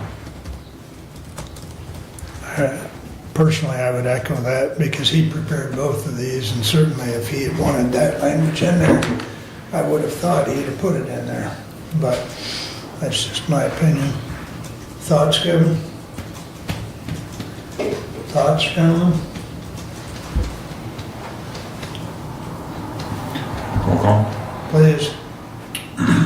Okay, roll call on the amendment. Commissioner Wiley? No. Commissioner Benson? Yes. Commissioner Leininger? No. Commissioner Ingles? Yes. Commissioner Collins? No. The amendment fails 3-2. We will continue to discuss the resolution 26-54 as presented. Is there any further comments and/or discussion? Roll call on 26. Sure. Go ahead. Thank you. I just simply want to state for the record, I will be voting against this resolution because as it stands, it is the only thing stopping this body from moving forward, that it has to go to the voters. If this motion is rescinded and the second resolution is not adopted, then this body could move forward because that notice of intent has been issued, and so I will be voting no. Okay. Any other comments before we do the roll call vote, please? Roll call, please. Commissioner Benson? No. Commissioner Leininger? Yes. Commissioner Ingles? No. Commissioner Collins? Yes. Commissioner Wiley? Yes. Passes 3-2. Please continue, Brent. Resolution 26055. Whereas on May 13, 2025, the County Board of Commissioners adopted Resolution 25077, titled Resolution Authorizing Publication of Notice of Intent to Issue Bonds and Reimbursement of Prior Expenditures from Bond Proceeds, which among other matters declared the county's intent to issue limited tax general obligation bonds in an amount not to exceed $15,500,000 to finance a Lifeways community mental health facility. And whereas pursuant to the notice of intent resolution, the county published the notice of intent in the Hillsdale Daily News And whereas Lifeways has recently withdrawn its request for financing assistance for the project, and whereas the board now deems it in the best interest of the county to rescind the notice of intent resolution, now therefore be it resolved that the board hereby rescinds the notice of intent resolution in its entirety as of the date of this resolution. The notice of intent resolution shall be of no further force or effect.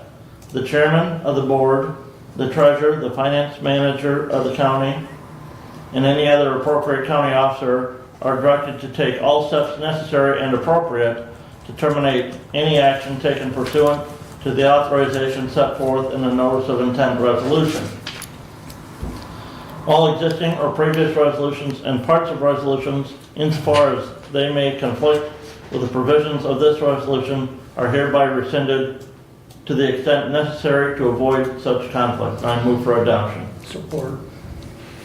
Moved and supported. Discussion, please. Just a point of order, because we had given notice at the past meeting of our intent to rescind 25095. We had not on this resolution because I wasn't sure the exact language that the bond council was going to recommend, but this is a rescission because prior notice of intent was not given. It for Robert's Rules of Order, this will require a 2/3 majority vote for passage, commissioners.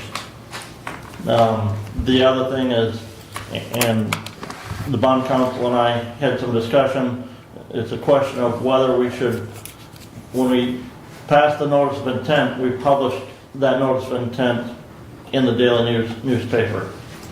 Here we are rescinding that notice of intent. The question, if adopted, would be, do we need to take the step and publish a notice in the newspaper of that notice of intent was rescinded? The council doesn't think that it's necessary, but it's something that we could direct the clerk to do if we decide to. But there would be some added cost in doing that. Sure. Go ahead. I would say, Commissioners, that because our minutes are posted on the county website, we are placing them, and I believe that we used to have to publish a notice in a publication of general circulation of our minutes were available in condensed version, and that was rescinded by the legislature several years ago, so we no longer have to incur that expense. I would follow in the example of that this information is publicly available. It is on our website for our minutes, and so that would serve as any notice of that withdrawal of that intent. And it's also on YouTube. It is on YouTube, yes. So, all right. Further discussion on 26-055. Roll call, please. Commissioner Leininger, Yes. Commissioner Ingalls, Yes. Commissioner Collins, Yes. Commissioner Wiley, Yes. Commissioner Benson. Yes. Passes 5-0, and that does meet the majority or the needed rules as according to Robert's rules. Thank you. All right, please continue. All right, as Commissioner Ingalls mentioned earlier, we did receive a request for a revision to the county appropriation to the parks for this year. The budget committee did meet yesterday, and with some uncertainty right now on some things, we will not be bringing forward a recommendation to amend that budget.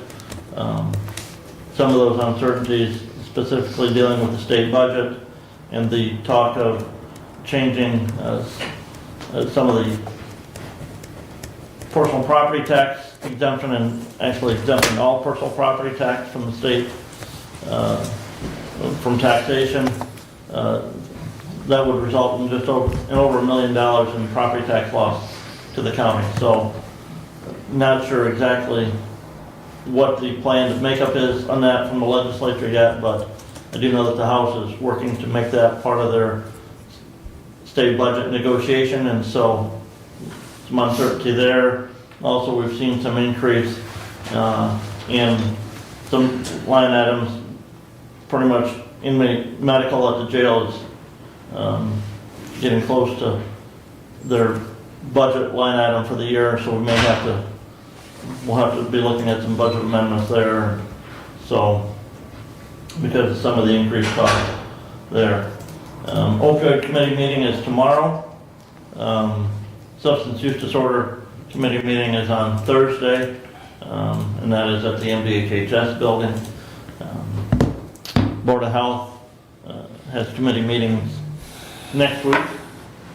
Finance on Monday, and Program Policy and Appeals on Wednesday. Our board meeting Thursday.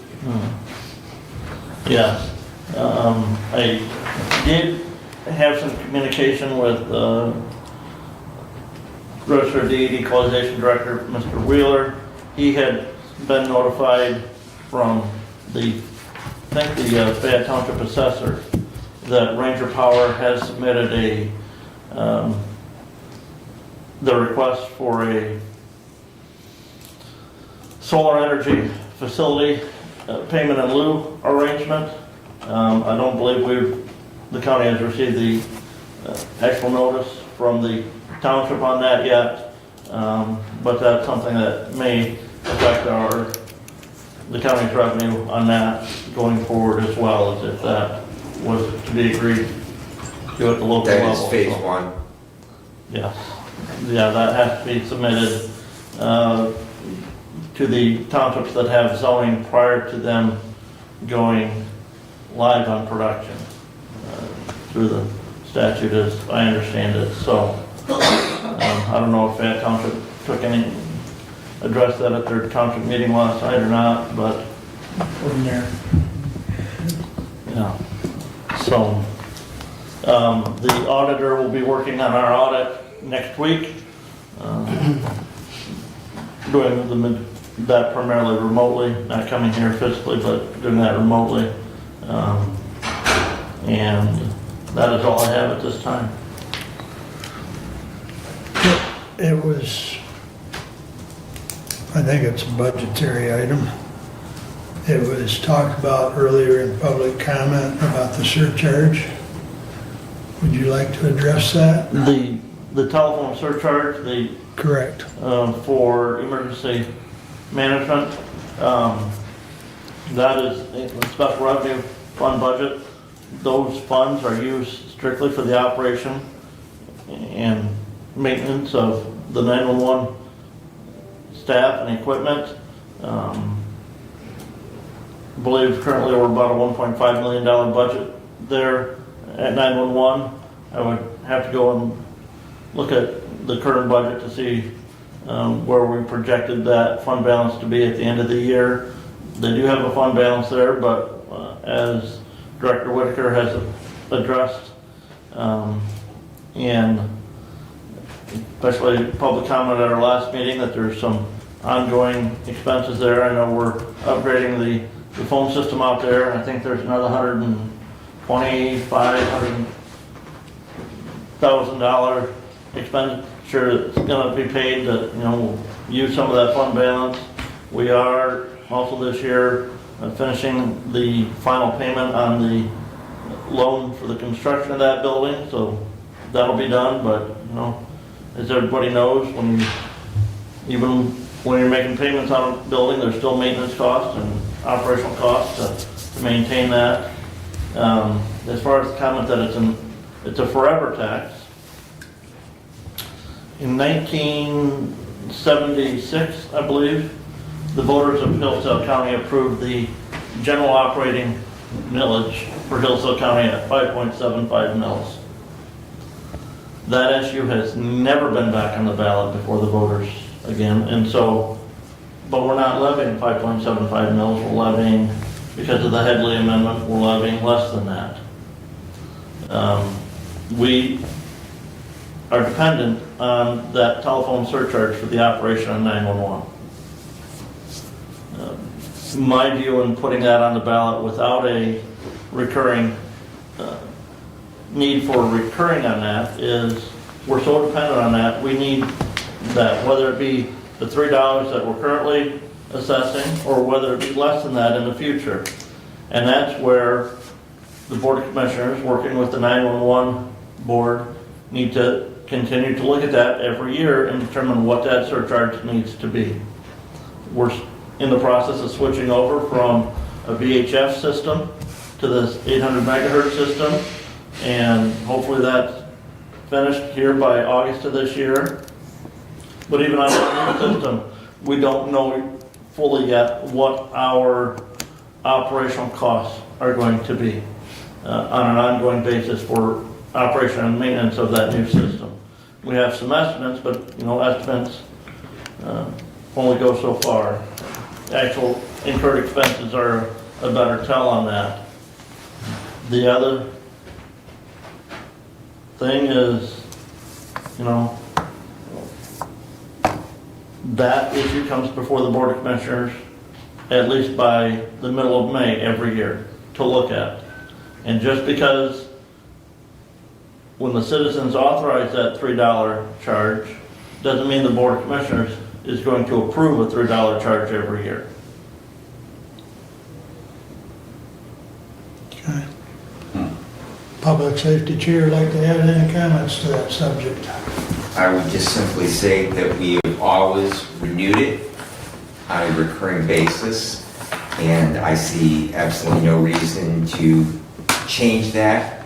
We hold elections on a regularly occurring basis, so as far as the argument that is added expense, the tiny little bit in programming is basically lost in the sauce of programming an election. We do those again every 2 years. We have statewide elections, and so consequently there really is no additional cost to do that, and I believe that voters should continue to have the ability to check in on that.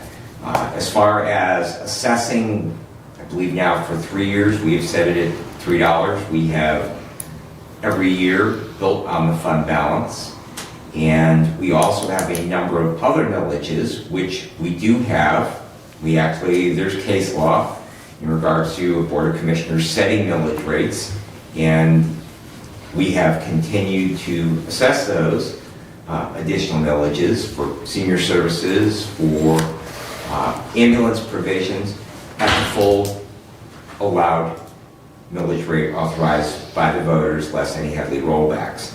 And so the idea that we do review them, yes we do, but the past practice has been that we go ahead and we assess them at the maximum allowable under the law. That has now become the past practice with the surcharge, and I'm just simply would offer up the idea that the Board of Commissioners review those, but if they review those and don't take any action based on budgetary means and the amount of dollars in the fund balance, it really abrogates the argument that we review that on an annual basis. Okay.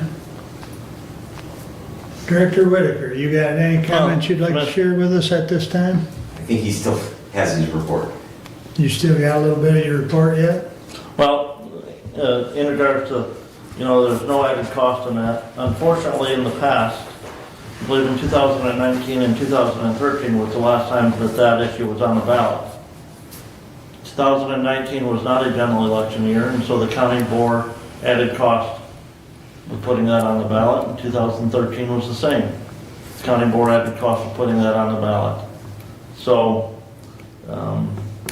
just because there's an election scheduled every 2 years, Commissioner, doesn't mean that the right decisions are made to put that on the ballot at the right time.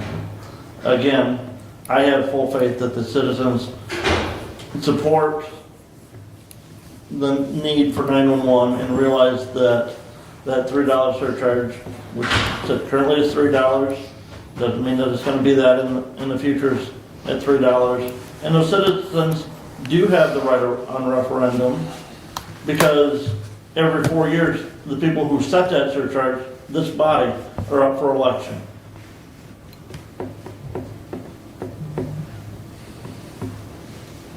Go ahead, Kevin. And also, the state of Michigan is the one that set this up, and it's every county in the state of Michigan has this surcharge, except for a few counties that have millages instead of the surcharges. And the surcharges are taken off your phone bill for any phone that you have? Well, there are a number of different funding mechanisms. Some. I only that- read it too. Yeah.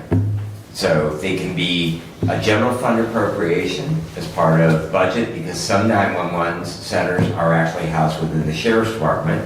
So they could be a general fund appropriation, they could be a surcharge, or they could be a millage. And so at every county of Michigan's 83, and now not every county has a 911 center. The UP's at 7 counties, Thomas? I believe so. Yeah. And they're extremely large counties in the UP. Much different than we are here in the Lower Peninsula, but there are some that have regional dispatch centers, but there are different funding methods.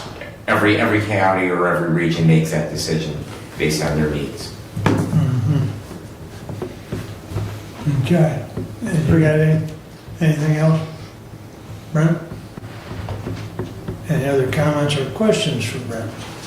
Doug, go ahead. Yes, regarding the request from the parks, the amount was $30,500 for product application, shipping to be applied in the ponds, as we have applied product in the past. That's a continuing program that we knew about when we initiated it, I believe it was 2 years ago. And if it is not continued, then the lily pads will again take over, which is the reason for the weed control. So I would encourage budget to, reconsider the money that has been requested as an amendment. In addition, I'm wondering if the Parks Committee has been informed that, or how will they be informed? We will reply back, but we said, we just had that conversation yesterday, Commissioner, so. Okay. Well, they have parks on Thursday, so. Did they ever harvest any timber out there like was discussed? I don't believe that Not yet, they've to done my anything in knowledge. regards to that yet. Okay. I was just, Yeah, I If believe they those harvest- basically have to come back here. to No, do that. Commissioner, they do not. Okay.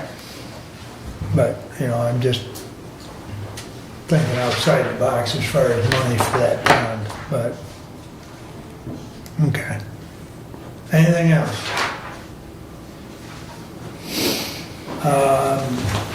The discussion item, I had Abe put in there, I believe that's the red line version, if I recall correctly.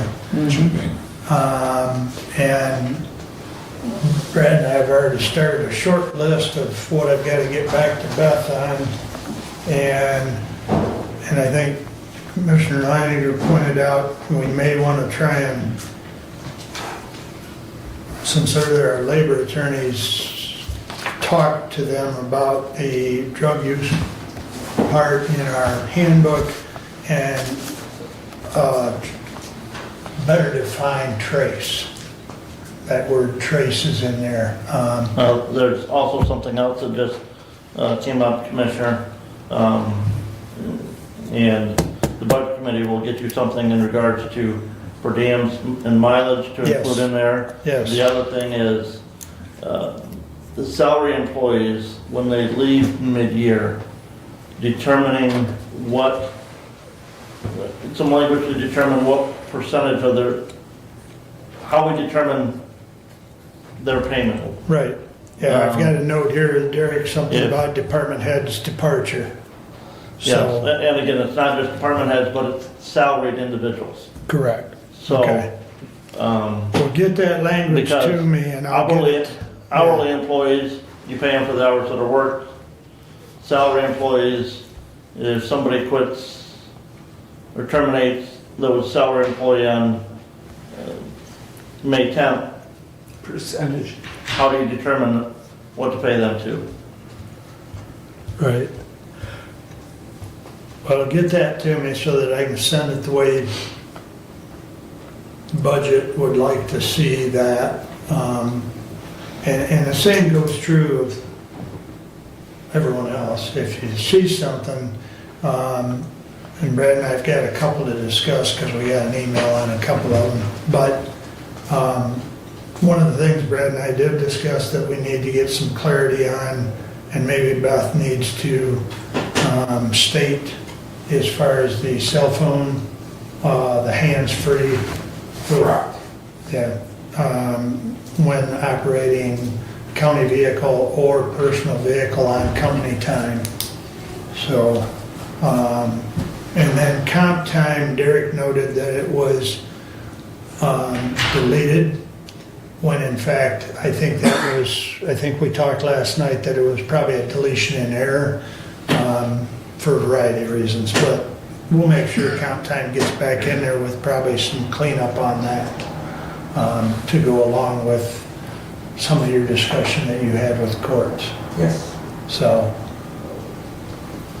those are the items that I've got on my short list. If there's anything else, this is a work in progress, but hopefully within the next couple of meetings, we can get this cleaned up enough that we can get it approved. So, but this is your opportunity to look at what's been updated thus far.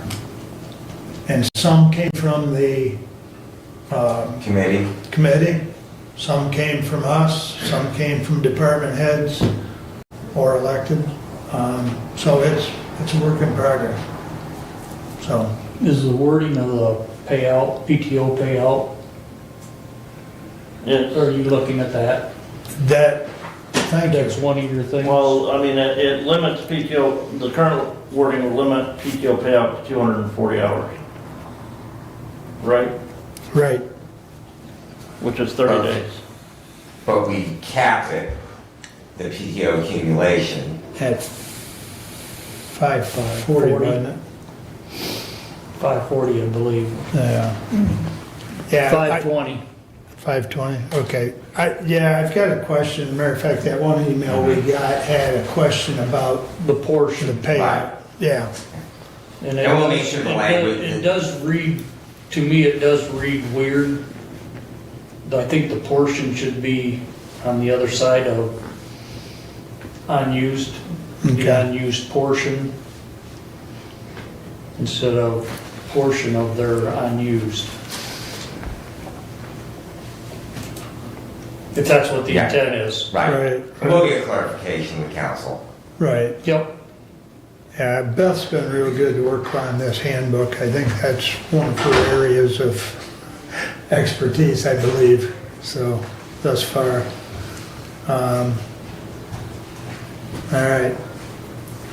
Like I said, if there's anything else, gentlemen, get it to Brad and I, and we'll get it to Beth, because it's something we'd like to see, get an updated version. Now, on a side note, Brad's talked to Derek, it can go into ADP. There's also a way for individuals to indicate on ADP that they've reviewed it, received it, etc. So, because if you remember, there's always been a page, and there may still be in this version, a page at the back where the employee signs receipt. Well, if we're trying to put everything on ADP. That was in the past done through Employee Navigator, but we're Right. Correct. migrating away from Employee Navigator. Correct. So, just as a side note. And while we're speaking of labor attorneys, I think you all remember we had Gary as a labor attorney. She went to a larger firm, which I think I had told you all. She has left that larger firm. She is now part of the firm that Andrew Briggy is with. And so we may have opportunity to see her in the future. So just as an update on attorneys, gentlemen. So, all right. MAC conference, I think Kevin mentioned, him and I were there last Tuesday. As always, they've kind of gone, for those of you that haven't been in the last couple of years, instead of going to different rooms and stuff, they have pods right there. You just stay all in the same room. and they're 45-minute pods, I believe, if I remember right, without looking, and like 15-minute breakout sections where you can go and visit with vendors and so on. One of the presentations was talking about property taxes, and I don't remember exactly, the speaker was from out of state, but he's kind of an expert on property states across the land, if you will. And something that I didn't know, which some states actually allow the local units to, so the county or the township to designate the property tax rate. So it would vary from county to county or township to township, which I think would be,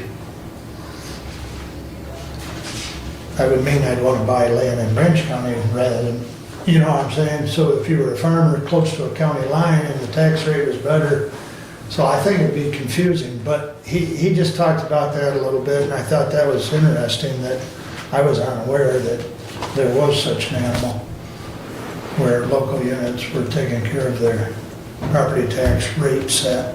So I think having state set it might be better. You might recall that the way we used to do property taxes in Michigan, and you had no idea what your property tax This is true. would be from This year is to true. year. And he did say it was property taxes, although it's not the best thing, it's easier and better for everybody. Yeah. The one slide that he actually put up, I wrote it down, and you're absolutely right, Kevin. He said, property tax is transparent, best idea opposed to other ideas. So it was interesting. And there was other interesting pods and, you know, I mean, it's, I would encourage those of you that couldn't make it this year to try and go next year. So, but Lifeway's Finance Committee meeting this afternoon at 4 o'clock. If it rains, I'll be there. If not, I'll be planting corn. I might try and dial in and listen, but gets a little challenging. And then board meeting will be next Wednesday, a week from tomorrow, which would be the 20th. Will they be here or in Jackson? Because they moved the Hillsdale meeting Right. to Jackson. To accommodate. Still in Jackson, Shannon? That's what as far as I know, if I hear different, I'll let you know, but I think we just skipped that on the rotation. So it'll be back in Hillsdale for July. Thank you. I can always count on Shannon. But, so as far as I know, there has not been any discussion of, flipping them. But that was done largely to accommodate public comment. And we did have a few at the last meeting, but not near the turnout that we potentially anticipated. But we wanted to have So a evening bigger meetings don't thing. make a difference with public comment? Pardon me? Evening meetings don't make a difference in the amount of public comment? That could be. That could be. But I know where you're going. So that's all I've got for you, gentlemen, unless there's a question or a comment. Okay. That, I believe, brings us back to public comment. Anyone wish to address the board at this time?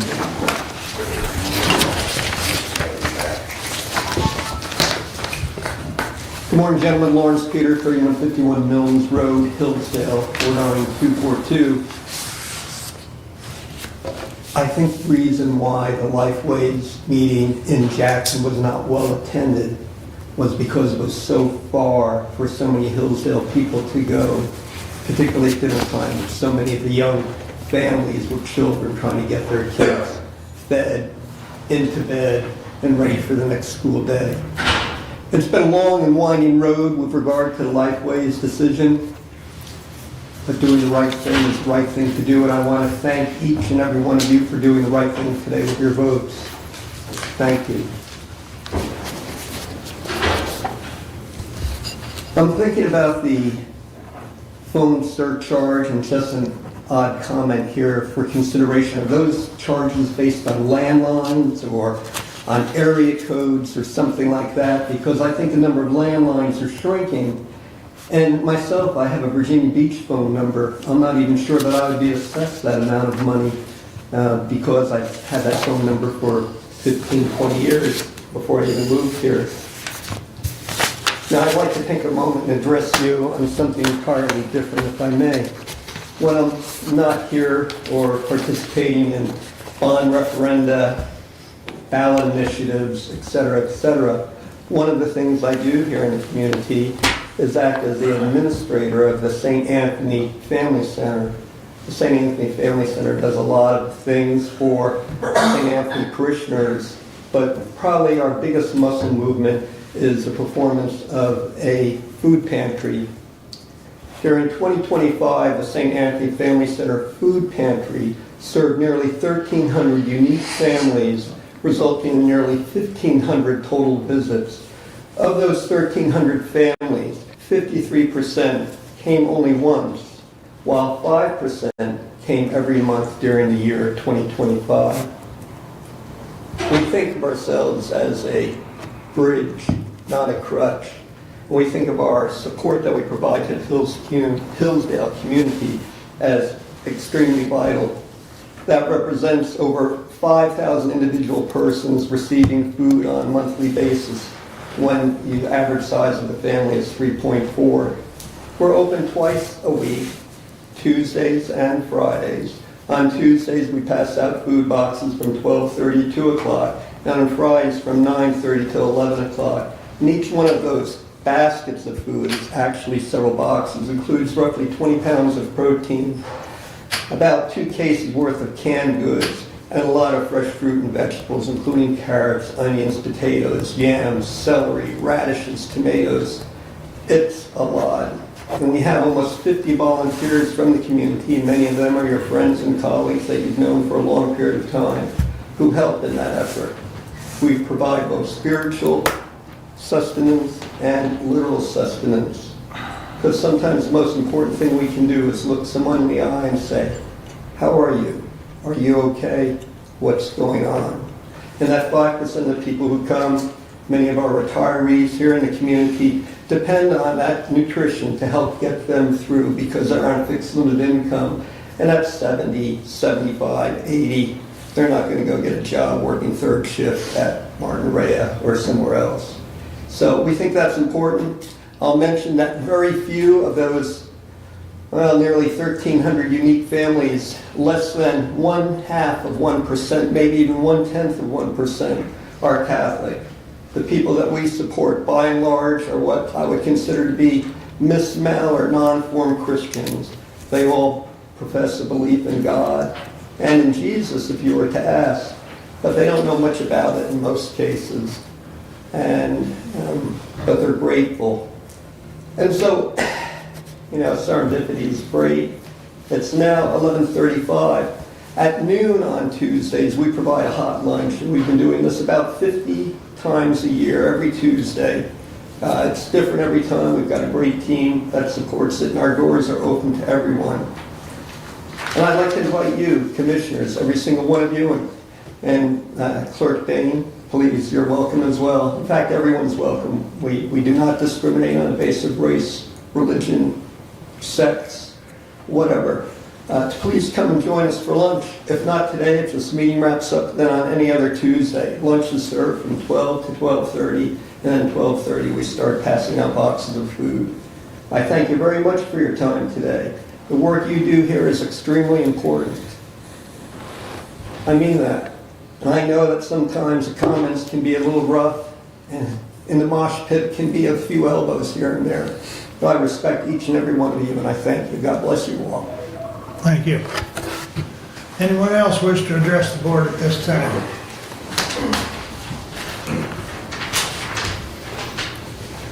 James Edward Thomas, 2200 Bar Street, Hillsdale Township, Michigan, District 1. Lawrence kind of threw me off there. Just to throw in, lunch is pretty good on Tuesday. Cookies are great. You should come. All 5 of you, 6 of you should come. Just to mix with the community, to mix with the formerly powerful, the currently powerful, and the currently penniless. It's a great place to center yourself.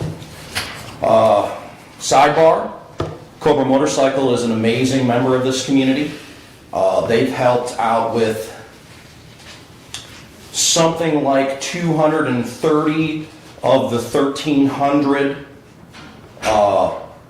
annual meal packets that Lawrence mentioned through their donations. They are amazing community members, and through the inspiration of Phil McDowell, who runs the plant.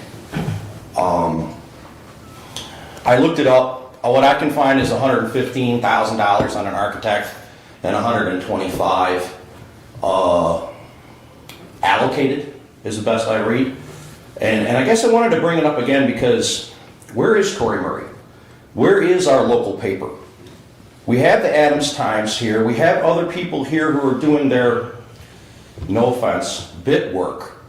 But the person who's literally supposed to be the full-time reporter for the community is AWOL at most of this stuff until enough synergy gets stirred up for him to find some interest in it is the best I can ascertain. But the reason people come up to this podium and say semi-stupid things is because we just don't have very good press around here. And the press really doesn't report very well on the community issues. I understand they're owned by USA Today, and this used to be their building. And I imagine when this was their building, they were probably a lot better at covering local issues. I noticed that we were kind of struggling with parks money. And I mean, not to beat a dead horse, but $115,000 on an architect, and we're quibbling about money for a park that every single person in the community loves and enjoys. That seems bass-ackwards, as my dad would say.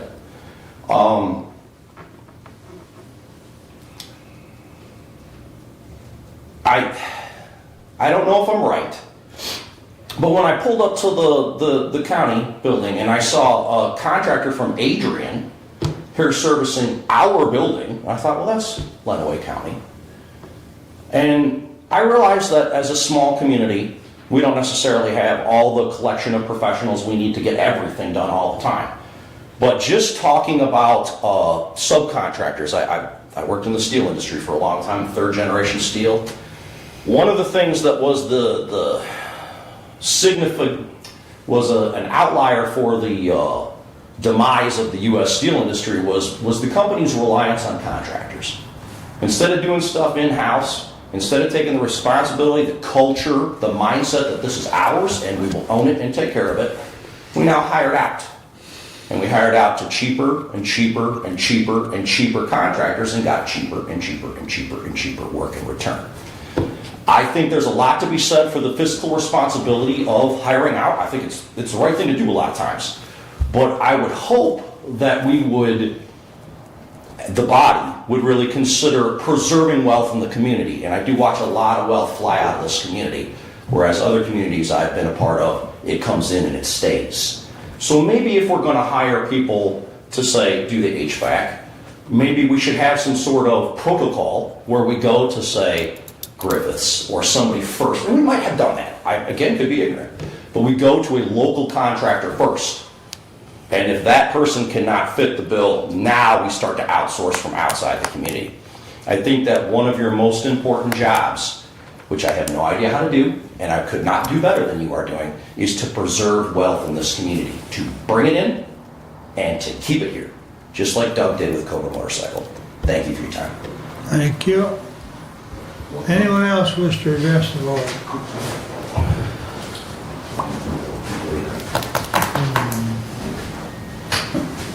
It's a nice day. Please state your name. Oh, for goodness sake, George Hamilton. Bob Iker, I just had to do that. Thank you, Bob. All right, so that was a great sentence there by James. I'm kind of disturbed by what you guys talked about, the 911. You guys had gotten the computer, gotten everything in place, everything's been done for it. and all of a sudden we're having to look at, maintenance and how much dollars it's gonna be with. I want to say that also there's quite a few people that are saying, look, you guys want to keep going on with this $3 exchange. Mr. Benzing had talked about being at $2.95 not too long ago. But, even though it might be what it is, and yes, as what Mr. Leininger indicated, it doesn't stay at $3, it probably will go up. We can't afford much more as it is if someone of the community calls, as what Mr. Benzing also stated, was that wherever that company is, it'll fall in line with what is available. And, I caution to even think of that. I mean, come on, we've already got 3 people, when it's being called in, never did get receivership of a service from the 911, whether it was the sheriff or whether it was the ambulance service. I think, you're asking for the money. Let's look at what we can do to take care of that usage of that money and accurately take care of it. Now, again, I think that the sheriff's department has his own problems, but I think he's taken a little bit more time trying to see whether or not we can adequately supply having more officers. My simple reasoning for some of the monies that's going from 911, I think we could apply that more towards the jail. I do believe we need the jail, but to take it out of the back pockets of the public again and again, all these new millages, I'm going to have to go out and I'll probably tell everyone, no more millages to vote for anything that you guys may be or whoever else wants it in their township. Refuse every single millage, as well as possibly don't even pay your taxes. Let's just, disrupt the way the state wants to do what they want to do with us. Solar, why don't we just stop paying the taxes? Yeah, maybe you'll take our property. That's what will happen. But you know something? The aggravation is, it's really hard, very stressful. Again, solar, I can't believe Ranger Danger is still alive. I don't know how many of you guys have got any stock in that. I don't know yet, but I will be finding out. As far as what Abe has got, don't mean to be offending Abe, but I think of you as a gentleman. I think you've got a good, rapport with a lot of various people. Just the pullback that was made comment that usage of what your politics may or may not be, that the church does not need to have that voice in there. I have not tried to read that into any church. It's a marvelous church over there. But for what has happened with Stephanie Scott and some of the lingo, the stuff that's gone kind of haywire, doesn't need to be talked. You've got everything else going for you. Keep it out of the church. That's all I want to say about that. Other than that, you guys have yourself a great day. Thank you. Anyone else? Oh, Mark. State your name, please. Mark Nichols, Adams Township. Thank you. Founder and operator of the Adams Times YouTube channel that covers this meeting occasionally and many others in the county. If someone wants to keep up politically, I'm a pretty good place to start. I wanted to talk to you about the posting of the meeting at Lifeways where the request for the bond was rescinded. I happened to have business up in the courthouse that day, and I thought I'd look around and see what was posted there. And there was the annual meeting schedule posted up there. Might say in very small print. Abe, maybe you could have magnifying glasses on the counter. I understand you get a lot of posts, so you shrink them, but I saw that there, but I didn't see any notice of the change of venue for that meeting, which is typically in Hillsdale. I had never been at the Lifeways building, and I had a little time, so I drove out there. It was not on the front door. It was not on the second door, so I went to the desk and asked about the change of venue and the notice of such. And they escorted me. They would not let me go back. They escorted me to the meeting room and showed me that it was posted outside of that door. Now I've got to think and state that that is not proper OMA posting. How can the public get to that and see that? It should have been probably at the courthouse ideally, and also at their main window. So in the future, I'd strongly encourage you to do your best to have those properly posted. Technically, that would have been an illegal meeting, but nobody made that notice at that meeting. And it was a pleasure to go to Lifeways. Had a very nice talk to Mr. Woods. Wish they could have had a little more time. So, you know, many good people sit on these boards, and we do have controversy from time to time, but we need to try to iron those out and hear each other and hopefully move forward for the good of the community, as you often state, for the good of the county. Thank you for your time. Thank you, Mark. Anyone else wish to address the board? Thank you. Thank you all for coming. Additional business. Doug, anything? No. Brad? Sunday, May 17th through Saturday, May 23rd is EMS week. And I would like to publicly thank each and every member of the Emergency Medical Services Committee that serves Hillsdale County. We are very, very blessed that we have 5 agencies that serve here. And some of those people at the medical first responder agency level as well, beyond those 5. Some of them serve with pay, some serve without pay. And it is a significant commitment, and they should be recognized. So if you interact with someone next week that does serve in that capacity, please tell them thank you. Thank you. Brad? Today we rescinded 2 prior resolutions dealing with the Lifeways bond issue. One thing that we have not addressed is the letter that was sent by the county to Lifeways, I believe back in early 2024, that dealt with multiple issues. A, that the building that they're in is not for sale. B, the property to the north of them is not for sale. One of the other key items in that was that the county would provide them funding for a new building.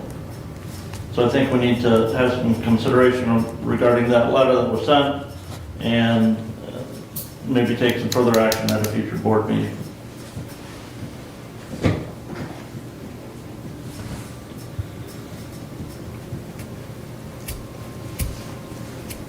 Would you find that letter and send it? And we'll put it. Yes, with the clerk's help, we will find that letter.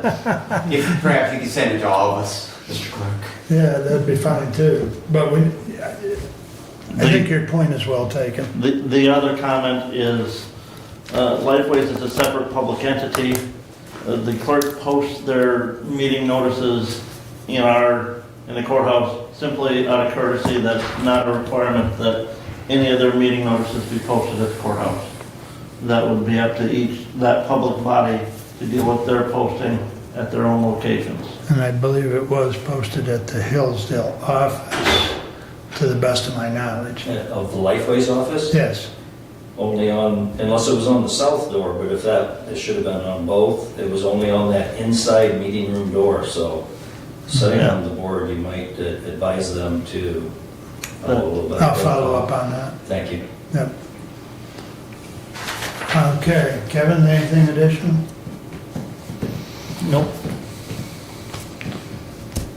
I think Doug and I got a short facilities meeting. I've got a short meeting with Abe, and then I'm back to corn planting. So with that said, we'll see you all next time.